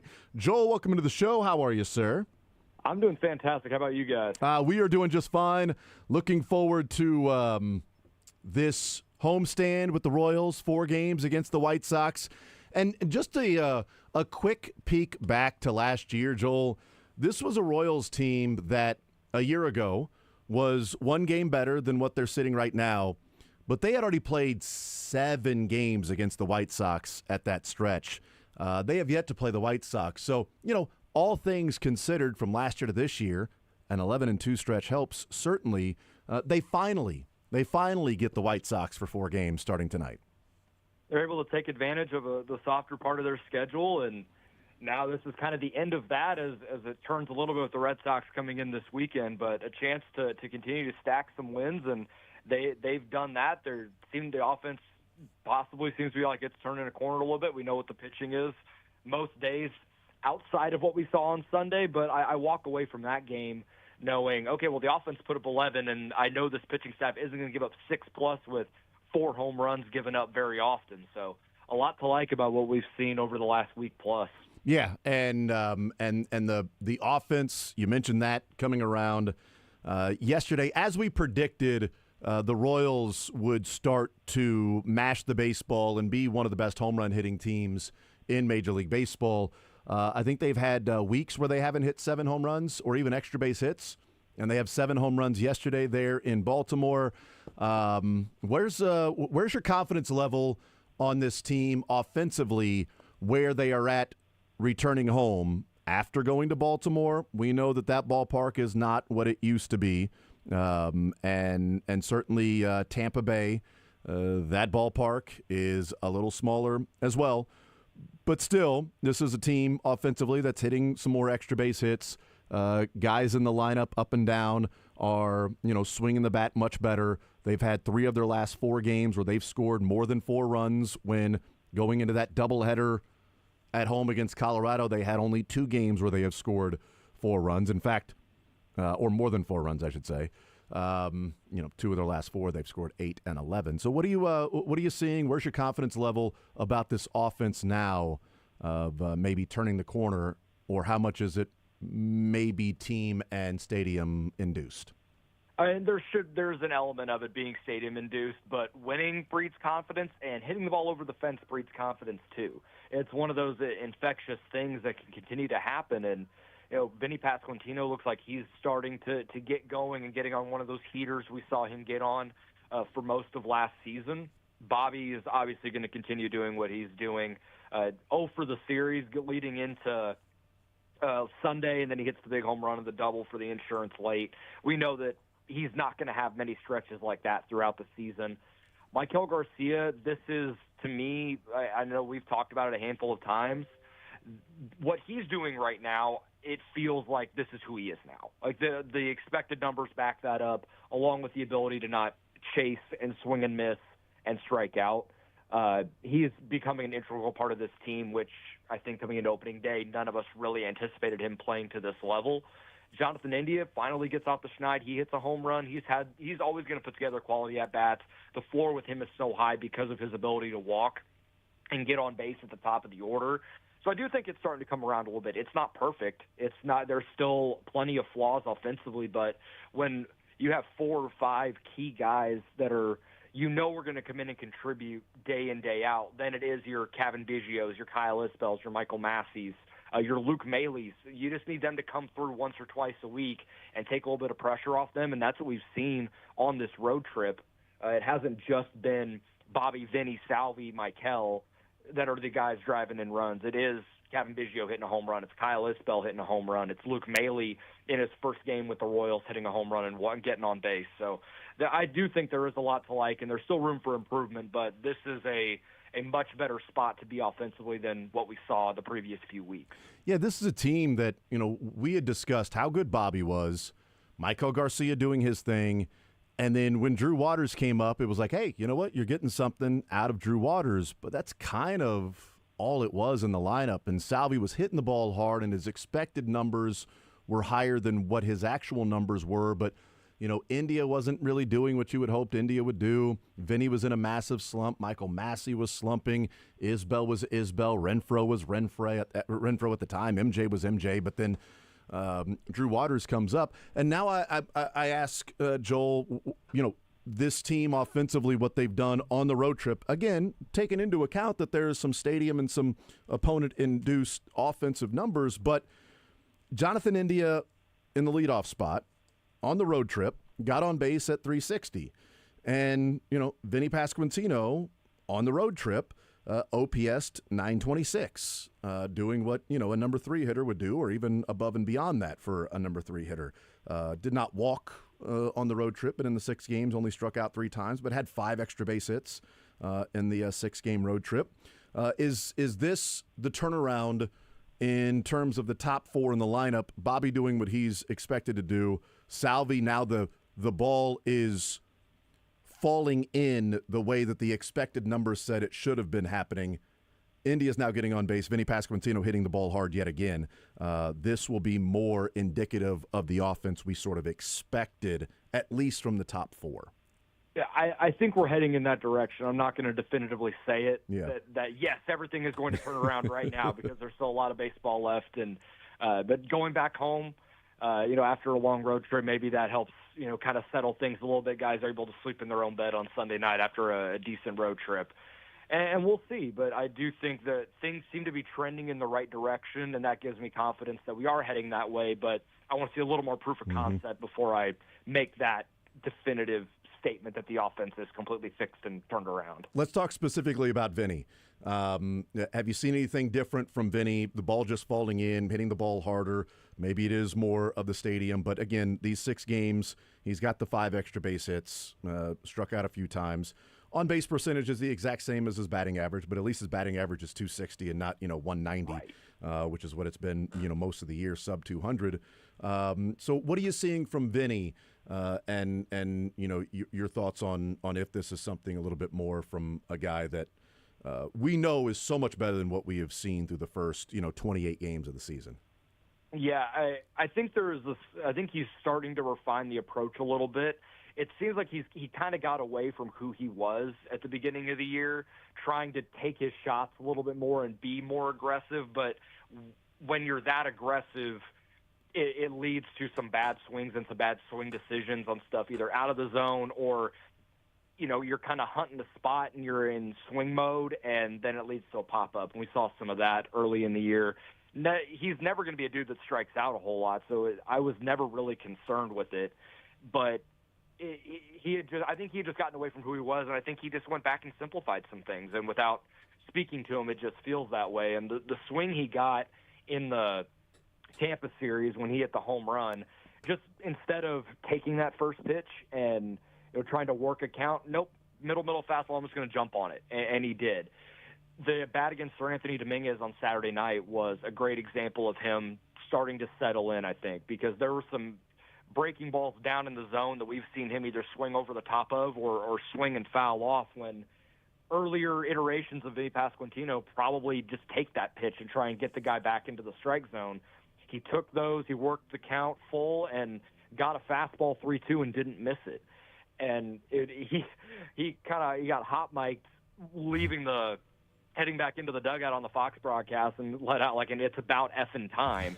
So it seems like he knows that now he's about to get on one of these stretches. And so if he does that, we talked about it before, it completely changes the complexion of this offense. And when he's rolling, this offense moves at a much different pace. And we saw that at times last year when he would go on these heaters of felt like everything he was hitting was hard and in the gap or over the fence and driving in runs.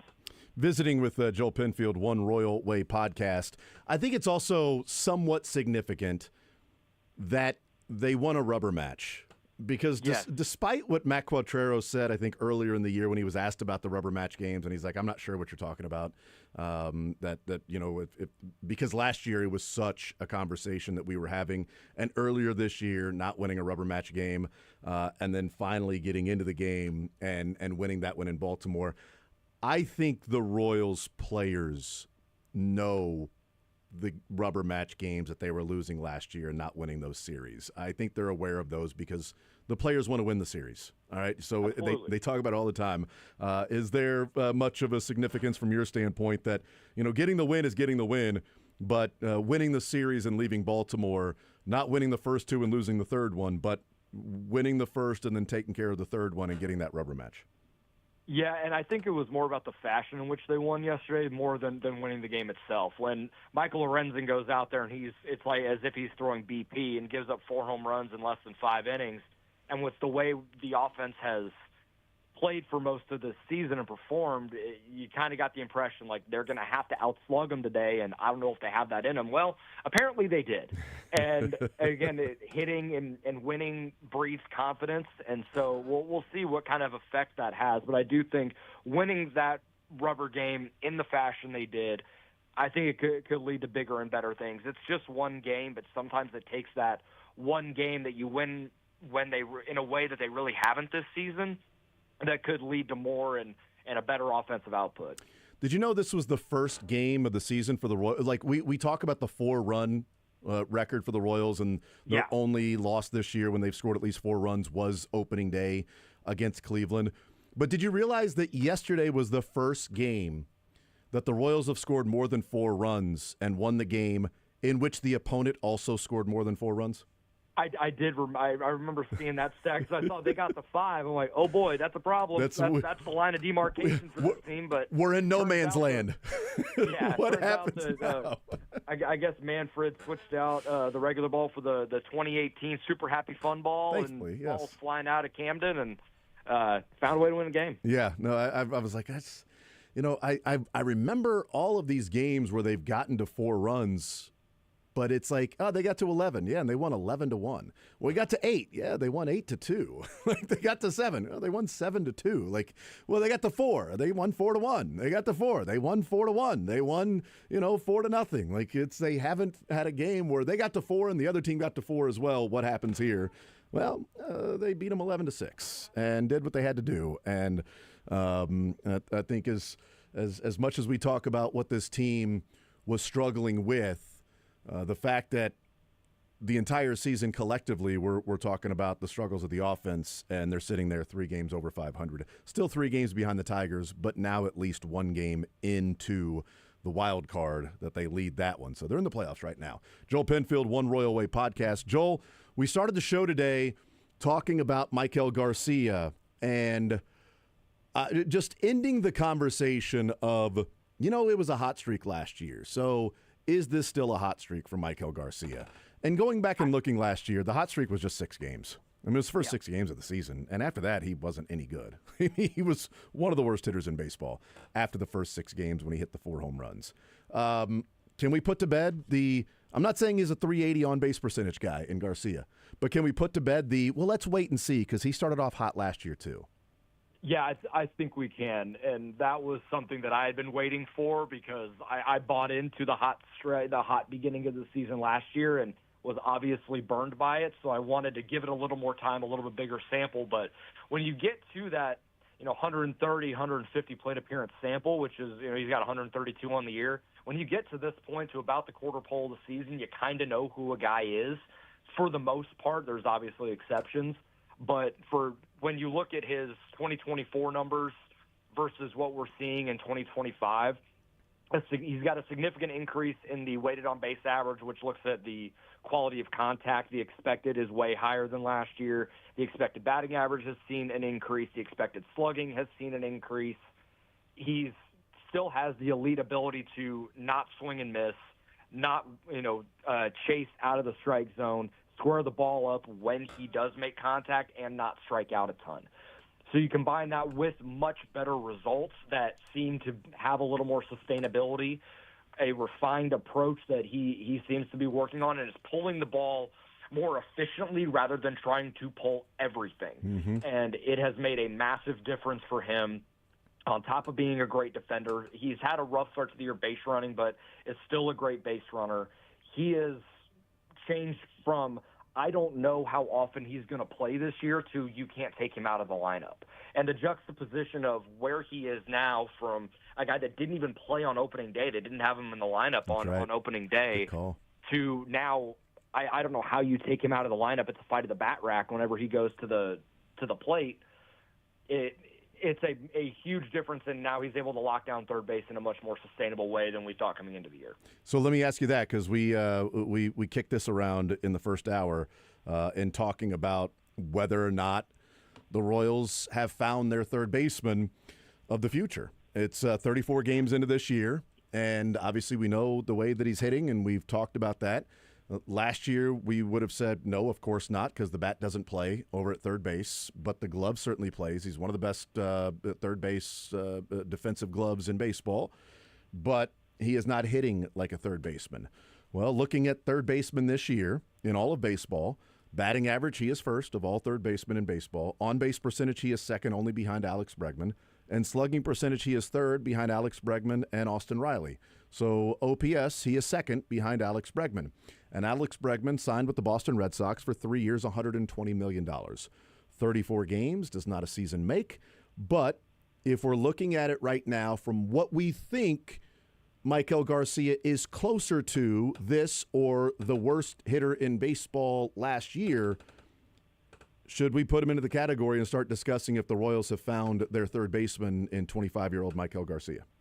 And he's obviously not going to keep it up to this level. If he slashes 320, 380, or 500 for a full season, we're having a conversation about where he ranks in all of baseball, and not just as third baseman, not just for the Royals of the future. But the numbers come down a little, and he's 275, 335, 420. I think we're still having a conversation of you can go into next season feeling comfortable that Maikel Garcia is your third baseman, and there's not much of a question about it. But we're still 34 games in, but when you look at the peripherals and some of the expected stuff, it leads me to believe this is a much more sustainable model for a hitter and for who Maikel Garcia is. And he's not trying to be something he's not, like we saw at times last season. I think it's, he got humbled a little bit last year, as you can clearly tell, with being the worst qualified hitter in all of baseball. And this year, a complete turnaround from where we were last year. So a really hot start to the year, a good start. And if he's able to continue it, then they very well might have. I want to write those down just to see where they would rank. What were the numbers you gave if he falls back to, I think, 275 was the batting average? I said 275, 340, 420. Okay. So 275 would rank number 5 of all third basemen in Major League Baseball. On-base percentage of 340 would put him at number 6 third baseman in all of baseball. And a slug of 420 would put him at number 8 third baseman in all of baseball. I don't think anybody would be complaining about that and say, well, that's your third baseman moving forward. And the guy's still 25 years old. And they've got him until 2030. Well, through the 2029 season. He's picking a great year to have a year where he's going to be arbitration eligible. So good on him for doing that. Rough for the Royals, but good on him for doing that. But they're also not going to have to pay him $20 million a year like the Red Sox are paying Alex Bregman $20 million a year. But if you just have those particular numbers that you talked about, you're talking about one of the 4 or 5 best third basemen with the bat in all of baseball, not even then including, what he can do with the glove as well. Yeah, it's just an incredibly impressive turnaround from a guy that, like I said, on opening day, when he wasn't in the lineup, I'm like, what are they going to do with him? I don't know if he's just good. They're just going to make him a super utility that plays 3 days a week, and he clearly took that message and has run with it and has completely changed his trajectory with this club. Jack Caglione over the weekend has a couple of home runs. Joel Penfield is our guest, One Royal Way podcast. Jack does his thing. Jacks up a couple of baseballs on Saturday and Sunday. Last 14 games, the guy's OPSing at about 1.2. has the 3 home runs, has the 10 walks and 13 strikeouts in those 14 games. What I brought up in the first hour, Joel, or last hour, I should say, what I brought up in the last hour was Jack started the season, his first 6 games down at AA, and was OPSing over 1,000 and had the 2 home runs, had, a couple of other doubles, and it's like, 6 games in, this guy's batting .350 and OPSing over 1,000. This guy is unstoppable. But then he went through like a 2-30 stretch over 8 games. And that, to me, when we look at that and where he's at now, I think adds to the story and emphasizes the story a little bit, because the Royals want to see the guy fail and how he responds, rather than a guy who most of his entire life has just had success and has been a guy that pitchers can't get out. And having that 2 for roughly 30 stretch in the 8 games, now he's come back in these 14 games and batted .430 and OPSing at 1.2. How much does that add to the context of, hey, what he's doing overall? He's OPSing at 938 and weighted runs created plus is at 148. Yeah, but he had a stretch in there where he was just not good. He got on base 4 times over 8 games and was striking out at minimum 1 per game. And now he's doing this. How much in maybe the eyes of the Royals does that add the context of if Jack's ready to move up to Omaha? Yeah, I mean, this stretch he's on is absolutely insane. And when you look at the stretch he had previously, to just kind of flip a switch and have this, and not just like ease into a really good stretch, like it was almost immediate. And it's the quality of the batted balls, and it's not like he's hitting a home run a game. He's only hit a couple in the stretch. Yeah. Now, both of them were ridiculous, considering he hit the ball on a roof and then nearly took out bricks of the roof or of the wall of that building the next day. But it's a lot of opposite field singles. It's it's working counts. It's hammering mistakes and letting the pitcher come to him. He's still chasing a little bit, but as the season has gone on, you're seeing more and more pitches, and I'm looking at more and more bats where he would have swung at that 0-0 slider away and, probably tried to hit it to left field, either swung and missed or fouled it off, and instead he's taking it. And then it's a fastball in that he would try and turn on later, that's in off the plate, that he would have swung at earlier in the year and either broken his bat or fouled off, and instead he's taking it. He's not as prone to swinging at breaking balls in the dirt. That was the thing that the Royals wanted to see, because the quality of contact and the ability to hit the ball is unlike any other 80-grade hitter that you see in baseball outside of like Shohei Ohtani and Aaron Judge. Most times when a guy has an 80-grade power, it comes with a 30-hit tool. Instead, his is closer to 50 or 55. And so it was more about just not chasing as much and not swinging as often. And he's getting to that point, and now he's making way more contact. The quality of contact is there, and he's really not even getting pitched to that much. So this is a guy that it's getting to a point where it's bullying Double-A pitching at this point, and the guy just needs to get to Omaha and just get one step closer, even if maybe the competition is a step down from a overall quality, because the Texas League is much more prospect heavy than the International League.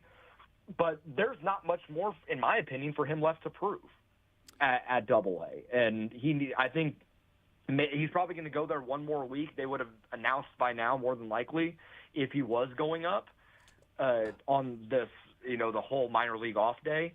But we're getting really, really close to him being in Omaha and one step closer to Kansas City. And if he kills it in Omaha, then the conversations are going to be very, very interesting about when or if he gets to Kansas City. Do you have a date in mind for Jack and making his major league debut? Man, at this point, I'm not going to be shocked if it's just after the All-Star break. Okay, after the All-Star break. Because I think he's going to be, just my opinion, I have no knowledge of it, but I think he's going to be in Omaha next week, and then that'd be a month and a half in Omaha.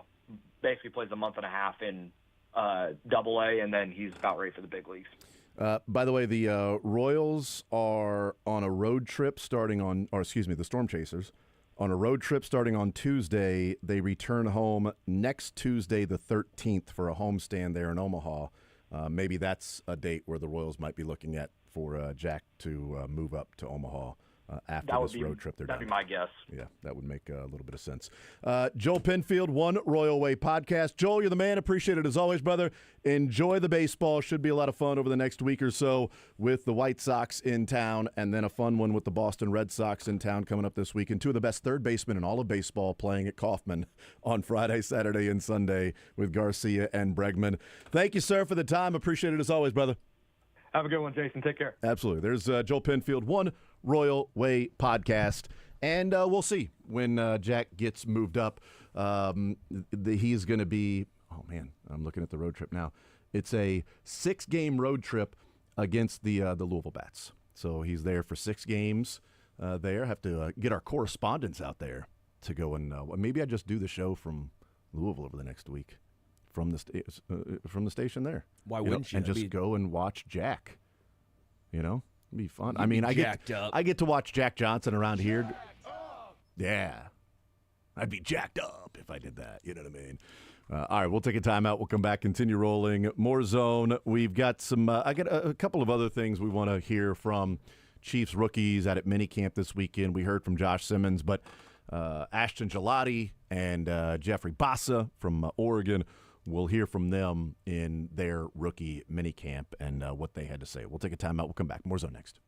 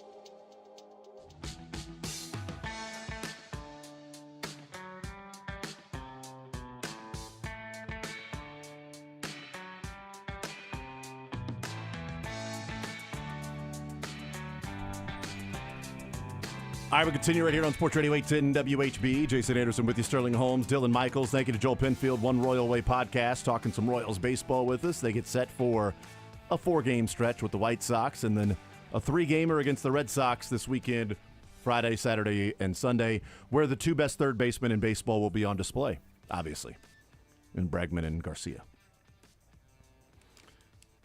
I mean, it's not a lie right now. Find the lie. There's no lie. Show me the lie. No lies told on Because there that ain't one. no lie. Sure. The ball is about to go and say bye, bye, bye. Really? Okay, that's fine. You know, you really had the... No? Okay. You had the sad but true earlier. Yeah. With the Sandman shouldn't have gone finishing. with the boy bands, maybe. Yeah, you know, you nailed Maybe that one. That too was a good much. one. It was a good one. You should have just ended the day on that. You know? Speaking that was of the one nail, to... Put another nail in my heart. No, that's fine. I don't know that means... Squeeze. No one got that reference. Nope. But, Like I said, you should have stopped while you were well ahead in the first 5 minutes of the show. That's I like, you know what? I did it for the day, and I don't need to make any of these I'm puns. a volume shooter. I'm J.R. Smith. I Right, but I your gotta volume get my is 1 for shots 15 up. today. Yeah, but once they start going, baby, it's like a Do they, though? microwave. Do they, though? No. No, not at all. Yeah, you're not Vinny. You're not microwave. You're not heating up quickly. Not Pasquantino, but, you know, basketball player. 913-912-4810 is the text line. Let's hear from Ashton Gelati, the defensive end, 3rd-round pick, almost said 2nd-round pick, but that was Omar Norman Lott.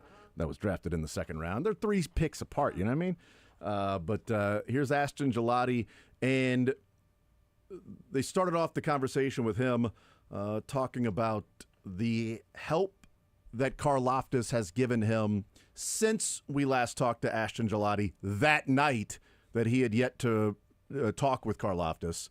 But since then, now they have talked, and the question was about the interactions and the help from George Karlaftis so far.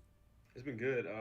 He was trying to give me a rundown, like what I need to know about the city, where to live, all that kind of stuff, what I need to know about playbook, all that kind of stuff. So just kind of throwing stuff at me, see if it sticks. So.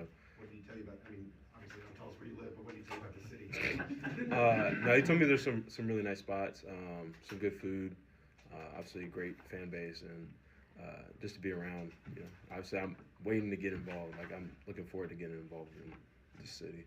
Ashton, what prompted you to use your NIL money for charity? Can you tell us that story a little bit? Yeah, a lot of it comes down to my faith and really the calling I feel like God put on me. Like I don't need half the thing. Like I'm grateful with what I have. So like whatever I can give back, I'll give back because my mom ingrained that in me, my pastors ingrained that in me, my youth group leaders. So it's just for me, it's been a calling, especially for veterans. Like veterans was a big thing for me. Homelessness, that's another thing. Like if I can give back in any way, that's I feel like that's what you're supposed to do, especially when you get in these positions. So why are veterans important to you?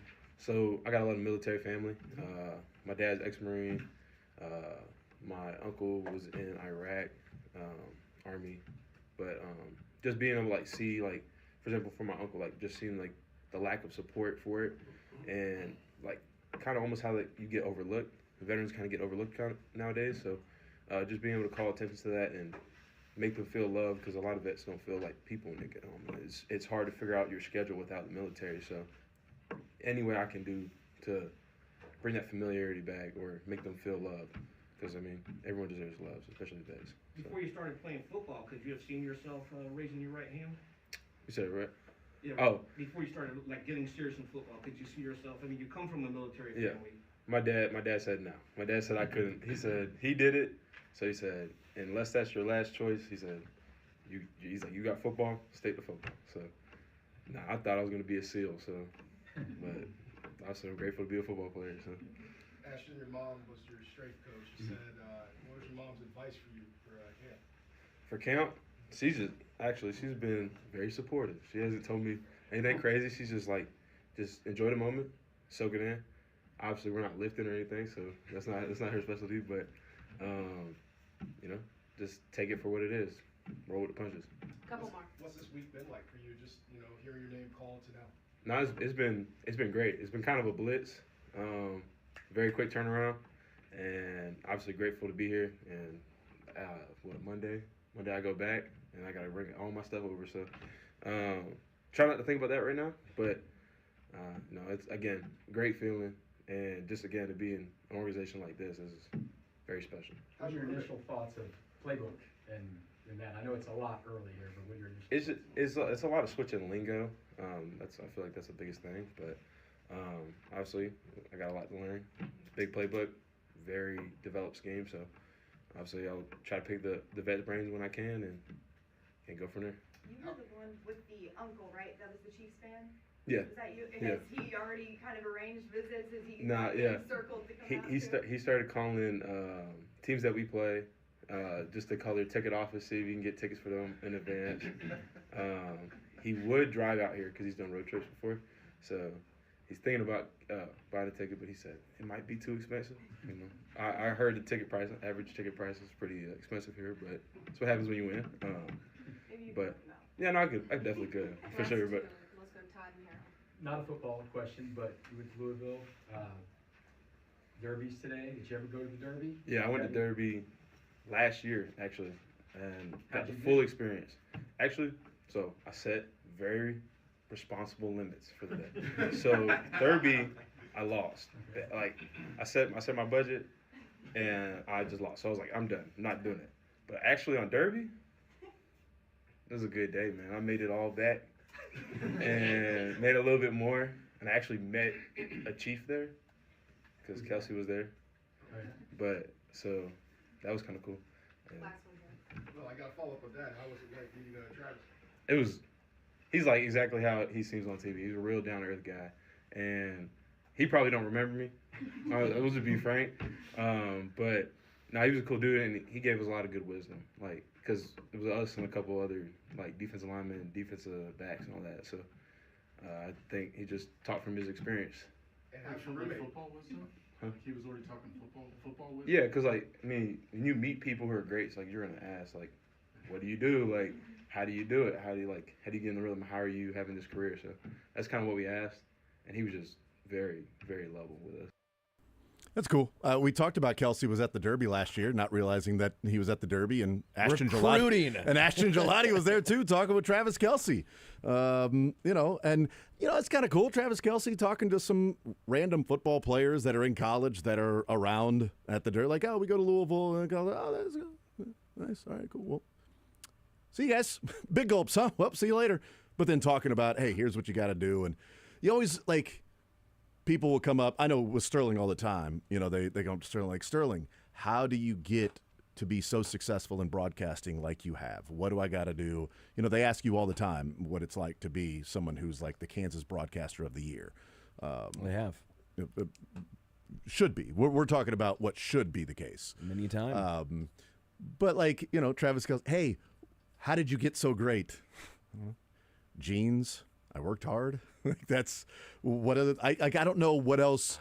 Obviously, not playing in the NFL. Like, what other little tips along the way could it be? Like, I don't know. Stay after longer. Get to practice earlier. Study film when you can. Keep your head on straight. Don't be like me in college and get kicked out or kicked off the team, I should say. Don't do that. Be smart. Like, I don't know what the case was. And then maybe you can date Taylor Swift. When you get older. Not that specific Taylor Swift because she's spoken for right now. I don't think that was the advice he gave them last year. The military stuff was awesome, really cool, giving back his NIL. Yes, totally, dude. In a serious note, yes. Yeah, I'm just very impressive. It seems like a guy who really understands and gets it, and easy guy to root for when he's a guy who's like, hey, you know, I don't need half of what I make. That's what he said. I don't need anything. I've got the NIL, but I don't need anything. So, you know. Giving back, I just found that really, really heartwarming. And again, it's someone that you typically, you're building a football team, not a church choir, but it's nice having guys who get it and understands the bigger picture. At least for me personally, it makes me a lot more excited for Ashton Gelati, and also I do think an underrated part is the moving, and here's something like today, Monday, all the stuff that goes on behind the scenes of where to live and what to do, and because I know I talked to Ashton Ginty about this, and he's obviously not from Vegas, and he's like, I got to figure out where to live. I got to try and find, do I buy a house? Do I get an apartment? You know, what area? Because if you're not from that area, you don't know what parts that you think you might want to live in. Missouri side, Kansas side. For him, it was Vegas City inside. Like I just find that behind the The scenes stuff. Mirage, MGM, like where do I want to live? But seriously, some of the behind the scenes aspects, I think that we don't always realize, especially with rookies. I think when you're a veteran, you kind of get it at that point. That's part of the gig. But for a lot of these guys, it's not college where that's someone's taken care of. Okay, yeah, I'm going to Louisville. They're going to take care of everything. All I got to do is show up, and they'll I tell know you the dorm I'm staying in, right? They'll tell you. They're going to assign me a room. I know the dorm. And maybe you have an agent that handles a lot of the bigger aspects of this, but still, I just always find that a little fascinating behind the scenes of stuff that we don't really maybe get. If you have a significant other, like, is it a house? Is it an apartment? Is it? Yeah, I find that cool, and so I'm glad that he's getting some help from some of the guys. No, when you mentioned that, thinking back, I was taking a couple of notes from listening to him talk when he was talking about the NIL, giving that to charity and saying that I don't need anything. He also then added in, I'm looking forward to getting involved. Yeah, like already looking forward to getting involved in the community to help give back, and a couple things that are important to him: veterans, said homelessness. And the veterans, he talked about, he said they get overlooked. They come back home and, maybe they don't feel like, humans or people, or it's difficult with the schedule when you're out of the military and what you do. And his dad being a Marine, and, like how many people grow up where your dad's the Marine, but your mom is the one that's disciplining you when it comes to like athletics and workouts and training regimens. Like your dad's a Marine, but your mom is making you get up as a 10-year-old to go in CrossFit, go and cross-train. Like, all right, that's an interesting dynamic. And Dad also saying, yeah, dude, you're not going to the military. I went to the military so that you can then go live your dream. Football, go be a football player then. And he said, I grew up, I thought I was going to be a SEAL. Yeah. Which is kind of cool. The guy's like, I'm going to be a SEAL when I grow up. So as a 10-year-old, I'm training with Mom because I'm going to be a Navy SEAL. Well, now he's a pretty badass football player. Yeah. So hopefully he gets in and succeeds on the field as much as it seems like he has done that off the field in succeeding. And certainly from a pretty good family. Yeah, man. Seems like he was raised really well. And I would say if you come from a military family, you probably got some discipline in you. And so Andy's going to love this. Yeah. You don't have who to knows? worry Maybe about that's one of the reasons this. I to get him. So interesting to hear that from him, and then Karl Loftus reaching out. But you're right. It's like, where do you live? I don't know.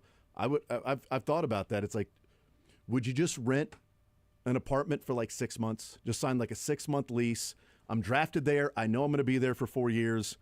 Do I want to go and immediately find a house, or 6-month lease somewhere? Give me some time to get acclimated to the area. A month of that 6 months is going to be up in St. Joe. I know that. Yeah. But it'll give me some time, with, May, June, July, August, September, so into October.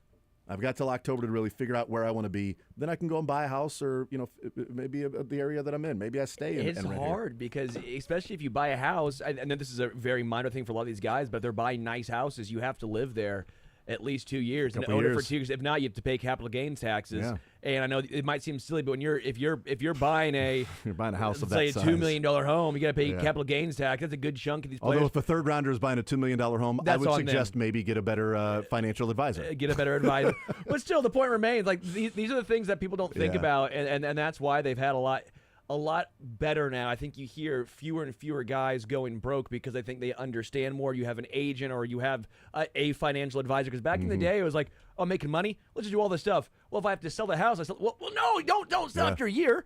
That's silly. So look, hey, financial advice right here. Come to me. You know what? I'll sell you a home, Ashton Gelati. I'll do it. There you go. I'll do it. He's got you taken care of. Holmes will sell you homes. That's what he'll do.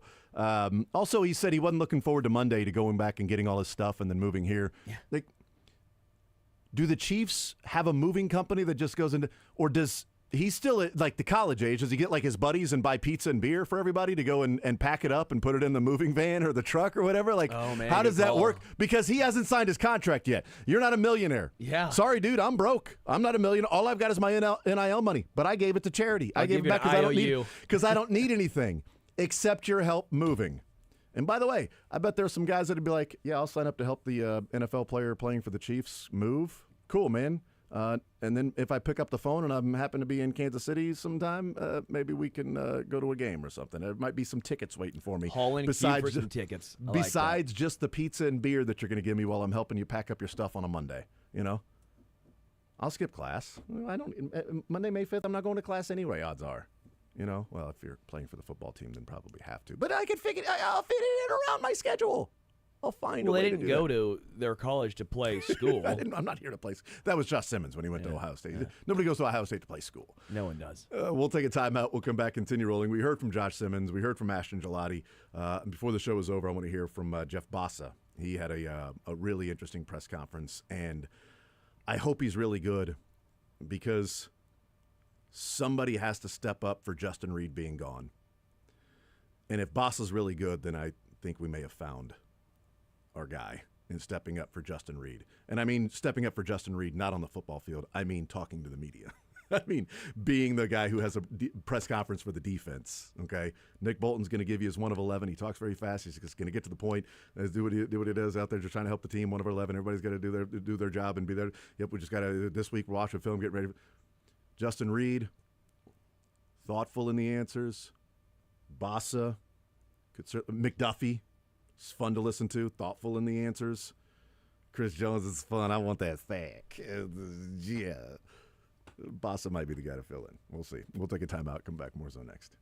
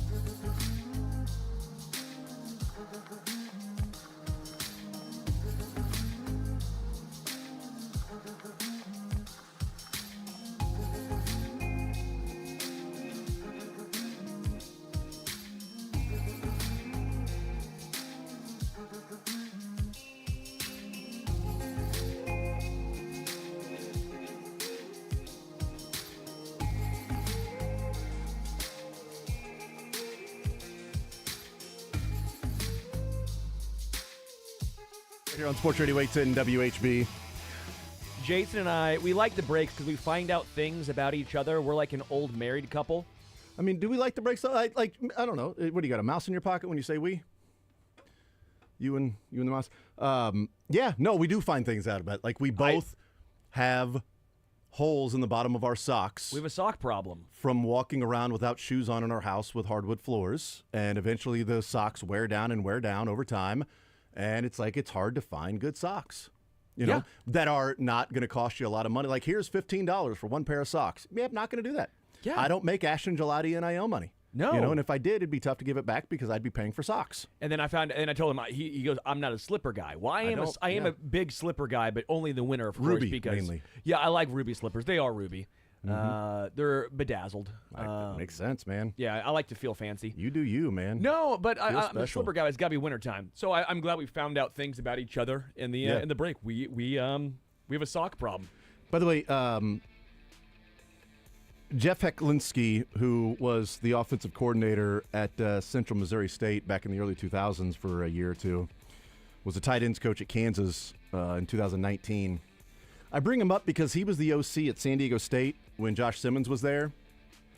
And he had mentioned that somebody had asked him about the playbook, and he's like, well, you know, the Andy Reid playbook, it's not as complex as I thought, but, you know, the Chip Kelly offense was pretty pro, and he goes, it wasn't as hard as, like, going from San Diego State to going to Chip Kelly's offense. That was difficult. I'm like, who was Jeff Hecklinski? I'm like, well, apparently he's got a simple offense. Apparently it's a simpleton offense. Like, Jeff Hecklinski is like, sorry, dude. I mean, he doesn't think much of your offensive playbook. Not really that difficult to get down. Chip Kelly, difficult.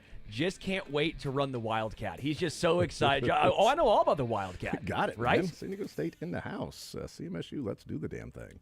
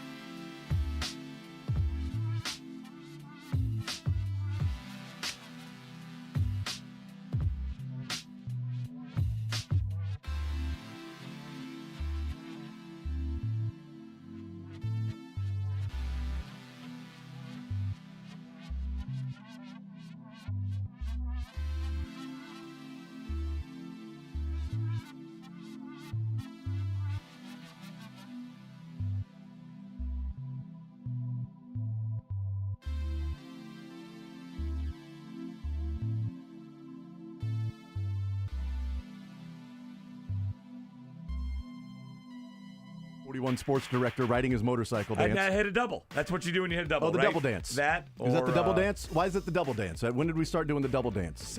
About 10 years ago. You hit a double, you turn to your dugout, you vroom vroom. It's like you're bending a bike, though, almost. You're bending it. There, you do this sometimes. I don't know what that means. It's an elephant trunk, is what it means. That's right.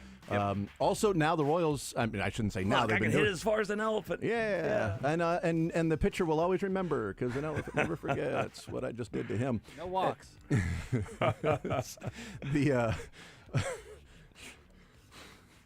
I want to move right past that. You could just like around the bases if you wanted to. We've got enough people. Nope. Now the Royals, both teams combined. The Royals, they haven't started it, but they do the paper rock scissors when they hit a home run. They do, yeah. I love that. It's great. Wait, whoa. Come on, we can't let him say that. Paper, rock, rock, paper, rock. I've been saying paper, rock, scissors for a long time. Both of you are wrong. They do Rochambeau. Okay. Rochambeau. Do they? Is that what it is? Hey, I'll go first. Paper, rock, scissors, rock, paper, scissors. Yeah, you get the point. They do PRS. Scissors, They do the paper. purrs. I never do rock. I think it was Bobby. After his home run, did the scissors, and Vinny had the rock. Okay, Bobby had scissors, Vinny had the rock, and it was like, oh well. And there's then a whole science to it. And then at the end, Michael had the rock, and Massey and Bobby both went scissors. Oh, and wow. Michael was like, boom, boom, and it was over. And they were like, oh, what are we going to do? I guess we'll high five everybody then. Let's We go. did this at the Super Bowl with the Chiefs players. We did rock, paper, scissors. Yeah. Creed Humphrey kicked my ass at it. I'm not good at rock, paper, scissors. What about paper, rock, scissors? You better at that? No. But thumb wars, you And beat let's Creed be Humphrey in a honest thumb here. war? In what world is paper beating rock? Give me a Right. paper. I'll give you a rock. I'll throw it right through that paper. Well, it depends on the size of the rock. Even a small pebble, I'm Yeah, going to throw you it could through throw it that right through the paper. I don't know. I'm going to dominate that paper. Even this piece of paper right here, if you hold it like this, if it's taut, like if I hold the paper I'm taut, throwing a small rock through it. Look, no, look, hear me out. If it's taut, Yeah, no, I know what let's taut see. is. it's going to go through. Let me see. Yes. Yeah, if it's like this, What? it didn't go through. I just won, though. Look at how messed up it is. Fingers beat paper, apparently. Look at how messed No, up. paper now imagine won. if It it's didn't now, break. now imagine if I had rock fingers.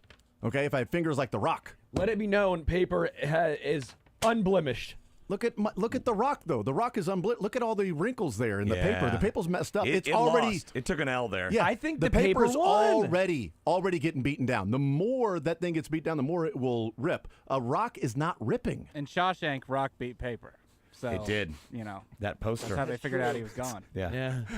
By the I way, need the Family Guy, by the way, of the. how did he affix that thing back to the wall when he's That was inside actually, the hole? My next question was that this came up around the family dinner table Sunday was how does How'd he he get it back that up there? Well, no, right? I think so you can. taut If that you the rock breaks it. If well, That's what I'm Because saying. He broke got it it, that yeah. tight that the rock would break it when he threw it has to be taut. Yeah, it's got to be taut. God, you say that word a lot today.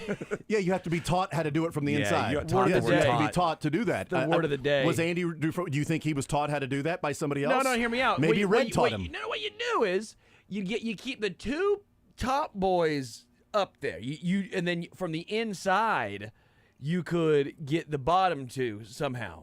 The part that sticks to the wall. The part that sticks to the wall, right? Like you'd use the chewing gum. If you leave the top two up, so you'd almost use it as like a door. As like a door or swinging. down. Yeah, I think it's don't that's possible. gonna I work. think it's unlikely, but the whole movie's also. I mean, it's a movie. Well, It's and a here's true the story. deal. It's not a movie. Tell me, It's based on a true Documentary, story. yeah. you're going to Fair. tell me in 19 years those guys don't move cells? Also true. They're not moving around at all? They're Not staying back- in the same Well, cell for not back 19 then. years? They Not back actually then. like because they were on good behavior probably, so they got to say, hey, I don't want to move. Well, he, he didn't did for, the he wasn't taxes. for a while. He Yeah, was but in he- the hole for true. a Once he while. started, in a hole. once he started doing the taxes, then he could choose whatever cell he wanted to be in. It's also That's true, At yeah. that maybe. point, you Well, engineer then, yourself. speaking of holes, then you knew how to put the poster over that one. Right. He did. Yes, that's what we're talking about. is So, how if able he to was do in that. the hole, he understood the premise And of how by the it way, worked. that was the biggest storm drain I've ever seen. He got to climb through. And he Yeah. really timed up the lightning with the thunder. And Well, yeah, it's breaking- perfect. yeah. All you got that's math, though. That's just all right. He how wasn't many, gonna leave on how a many miles normal away day. is the storm? There's the thunder, lightning. 1, 2, 3, thunder. Oh, it's 3 miles away.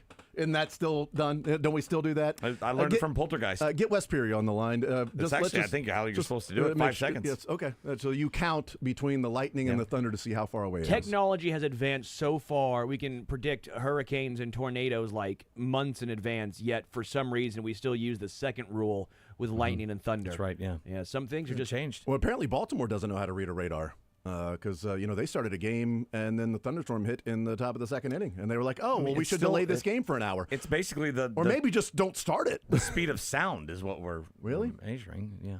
But what if it breaks the speed of sound though? Because we've seen some airplanes. We now break the speed of sound. Some people can run matter. that fast. It's still sound from a distance. Didn't and how Usain long it Bolt break takes the to speed of sound? Wasn't Usain Bolt that broke the speed of sound? I just know I want to play fingers, rock, scissors. Because he ran by on the 200, shoom, and then like 2 seconds later you heard, "Yeah, man." It was awesome. Like, it broke the speed of sound. Okay, well, if it's not rock, paper, scissors, what else should it be? Fingers, paper, rock, scissors. Rochambeau. Well, no, it can still be scissors and rock. Those make sense. Scissors, good luck with rocks, and then rocks will beat scissors. I feel like scissors and rock are going to beat most things. There's not anything that's kind of in between them that is going to beat up a rock. It has to beat the rock, but the scissor can beat it, though. Hear me out. That's the thing. Got it. I figured it out. Drywall. Can the scissors beat drywall, though? Scissors really can't.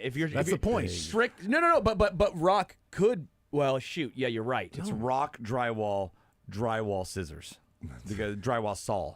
A saw. Yeah. Because the rock can destroy the saw. The saw destroys the drywall. It's The a little drywall clunky saying it, encompasses right? It's a lot of syllables, a little clunky saying it, but I drywall. feel like it's drywall sword. Saw. Rock. Damn it. You can really see the saw coming because you raise up the elbow. And I saw it. I knew it coming. Ha-cha! It's So like that's a why I karate went chop. with rock. It's like a karate chop with the saw. Yes. It's a first down. The saw. Are you giving a first down? Nope. It's the drywall saw. This all started with the vroom vroom thing while we were dancing. And we ended up with the drywall saw. We never get off topic on this. Not at all. Not Shocked at all. that Not we with the saw. did. Could have been y'all. Mick, where do you want to start? Do you want to start with the Royals fireworks, the Royals NBA fireworks, the hockey fireworks? No, Royals, yeah. Royals fireworks? Let's localize this show. Okay. I know Well, you probably St. Louis talked is about not far away. But so is I don't like them. hockey's far away. I don't like Really. St. Louis though, Yep. so I don't. Yeah. Sorry, Blues fans. Also, I have from the no area, but idea what happened with I know, hockey, but it was so that they're that eliminated. It was funny. We had a text. They played earlier. hockey. We had a text earlier today that said, you guys never talk hockey. As a heartbroken St. Louis Blues fans, please don't start right now. That's pretty good. Because it was one of the more improbable comebacks. It was Game 7 in Winnipeg. Blues were up by 2 goals with less than 2 minutes to play. And Winnipeg is like the They scored Cowboys 3. They scored or 2 and then 1 in double overtime. whatever, like team you think of when it's postseason heartache and underwhelming, they rival underperforming. Toronto. They scored the Buffalo. game tying goal with 1.6 seconds left. Oh gosh, Yeah. To go into overtime. that's like in a movie. Yeah. That would happen Yep. only in a movie. In the year of the improbable, the impossible has happened. Yeah, Listen to that's this true. one here for movie, Mick. Saturday, Game 7, the guy that Colorado traded, I think, mid-season this year, Colorado was up on Dallas, in Dallas, 2-0. The guy that they traded scored a hat trick in the third period to send them home. Yeah, Wow. that's a movie. So, Won yeah. 3-2. Hollywood would turn that down. Hollywood's like, it's too. No, this they is too wouldn't. dumb. This is too Disney. Nope, not going to do it. It's The, dumb. It's stupid. And nobody would believe that was the specific guy. Nobody believes that a guy would get a hat trick in one period, down 2 goals in Game 7. Get out of here, idiot. Go write something more believable, like he scored 17 goals over the course of 2 or 3 games. More believable than this. The Royals hit 7 home runs in a year where they can't hit home runs at all. More believable than your dumb story. Okay. The Royals still are 20th in Major League Baseball in home runs. Yeah, They but were they're 29th going into yesterday. And No, they were 30th. They were behind. No, 29th yesterday. They might have been 30th going into Saturday because they hit 3 Saturday. They were 29th. They're only 2 ahead of the team in last place. I looked it up earlier. So that makes them 29th. So that There's only 30. Yeah, I know there's 30. They were in 30th. I'm looking up again. I'll do it. Yesterday they were 29th because that was my lead-in. But they hit 3 on Saturday, so it might have been 30th going into Saturday is what I'm saying. That's what he's saying. I think you're wrong. I'll look it up. What did I look? You're going to find the stats from yesterday beforehand? You're going to look up I from can do Saturday math. morning. You're going to look up how many the last place team hit? Or Yes, didn't then we can look up. So they went from 29th to 20th, but you got to look up all of those teams because what if No, one of to those teams was 28th. True, yeah. They're in 28th now. They have 25 ahead of only the Blue Jays because they're tied. They have more than 25, dude. They had 24 going into yesterday. Then why they why hit does 7. why does Major League Baseball say they have 25? Are they lying to me? Probably. Are you calling them a liar? I mean, they might be. I'm not calling them a truther. Work a computer. They had 24, and then the Orioles had 42. They were like tied for 9th. and then the must Royals have hit updated. 30, and I looked and like, yeah, that would get them to like 20th. I see 25 home runs for the Royals this year. I do too. It takes some wild update stats. It really does. I'm looking at Baseball Reference though, so I don't. I'm looking at ESPN, so we have two different. I mean, let's think about it. They had more than 15 home runs heading into I don't think they yesterday. did. Yeah, because they played 30-some games. I'm looking up. They have 25 home runs. Vinny has 6. Mm-hmm. Michael has 4. Yep. Bobby has 4. Yep. Salvi has 2. India 1. Michael has. I'm not going So through the maybe, whole thing. maybe They have when I 25. looked at it, it was they were updating on the fly. Yes. Okay. They have 25 right now. They are still 28th in all of baseball, tied with Pittsburgh. Because it does have Mail, Biggio, and Massey with 1 home run, and India with 1 home So run. So it has you lied to everyone basically yesterday. I did. It's fine. Hopefully no one's watching. Yeah, that's fine. It's This is why we have to fact check journalists, or else they'll just go and spew nonsense. Yeah, is that right? That's it. That's what So you're going after hitting 7 home runs, they moved ahead of. They were in last place by Would've been a lot. -4. But they had 18. They were 5 behind. Yeah, but the part that you're missing, Sterling, is you're focusing on the negative part. In the last 24 hours, they lead baseball in home runs. All of Major League Probably Baseball. the last 48 too, right? Because they hit 3 on Saturday. I don't know. I didn't look that That far back. set their season That's too high far back of for me. 3 It's in too the far game. back for me. I just looked They at the had beginning of 15 yesterday's stats. home runs heading into the weekend. Saturday They morning. apparently had 12 heading into Saturday morning, right? Oh no, yeah, they had 15. Okay, That's yeah. amazing, dude. 15 home runs, and they hit 10 in the next 2 games. They should just play all their games in Baltimore because they seem to win a lot there. So they should just play all of their games. It used to be to where the Royals could never beat the Orioles in anything, except for 2014 playoffs, Yeah. and then would struggle against the Orioles again, and then 2024 playoffs again. But now, I mean, they just beat the Orioles. The season series again against the Orioles. The Chiefs beat the Ravens. I mean, it's just if you're Baltimore, you gotta be pissed. You gotta hate Kansas City. They gotta hate man. Kansas City right? as much Just as Buffalo does, and some of these other towns. Yeah, but Buffalo only has football. It's not like the you know 49ers. they're getting their ass kicked in baseball. So they don't too. hate Kansas City then? No, they do, but Okay. they're at least not getting their ass kicked in multiple sports. Just one thing. Yeah, Buffalo. Yeah. Yeah, but it's a lot of ass kicking, though. I mean, It's a like- lot of ass kicking. It's historic ass kicking. I mean, 13 seconds. Big- that sucks. big games. A couple of AFC Championship games and divisional games. I mean, you know, Josh Allen might have a couple of rings if it wasn't for Kansas City, specifically the city. Not the Chicago, football I team. bet, hates Kansas City because been beaten up on the White Sox the last couple of years. Everybody has, but they could have had Patrick Mahomes too. Yeah. So they should hate them. That's like self-hating. Yeah. Not really hating Kansas City Yeah, for having it's Patrick like, Mahomes. It's envious. hating yourself Envious. for drafting Mitch Trubisky and not They Patrick have to Mahomes. use self-deprecating humor of That's exactly to even right. get over it. That's true. I do have a hockey tidbit. The Kansas City Mavericks are up 1-0 in their division series in the Ron Kelly playoffs. You know they're playing Winnipeg. the Tahoe. Yeah, You've been there. this do is you the know first their, year. Do you know their Oh, my name? goodness. Sea Dragons, right? Or Something like that. Yeah, it's this is the first year. It's a great name. I'm almost cheering for if they beat the Mavericks. I'll cheer for them to win the whole thing just based on their nickname. I thought it was it's on the Sea Dragons. Very close. Sea Biscuits. It has to do with the lake. Yeah, it's Yeah. Lake Dragons. Night Monsters. Night Monsters. But night is spelled like K-N-I-G-H-T. Like, Oh, like, so like that's a yeah, but it's a benighted. dragon basically. It's Yeah, a yeah. Loch Ness I know they're- monster is yeah. their mascot. Wow, that's awesome. I learned that. This is Tahoe. also the first year in the ECHL, and I was talking that we could do the Mavericks coaches show, and they all like going to Tahoe. I'm like, Yeah, we've not been to bad. Tahoe. It's just a beautiful place. Not and, bad. It's good for the Mavs, who are yet again really good, really fun to watch. When they come back to KC, it was 3. Go to games. It was 3-3 with 3 minutes left to go in the third period for them. They scored 2 more goals, including an empty netter. Always That's fine. Love that. That's all good. Let's hear from Jeff Bassa, who's going to try to keep the other team from scoring goals. Okay. Field goals or touchdown goals, whatever it is, or just reaching their goals of beating the Chiefs.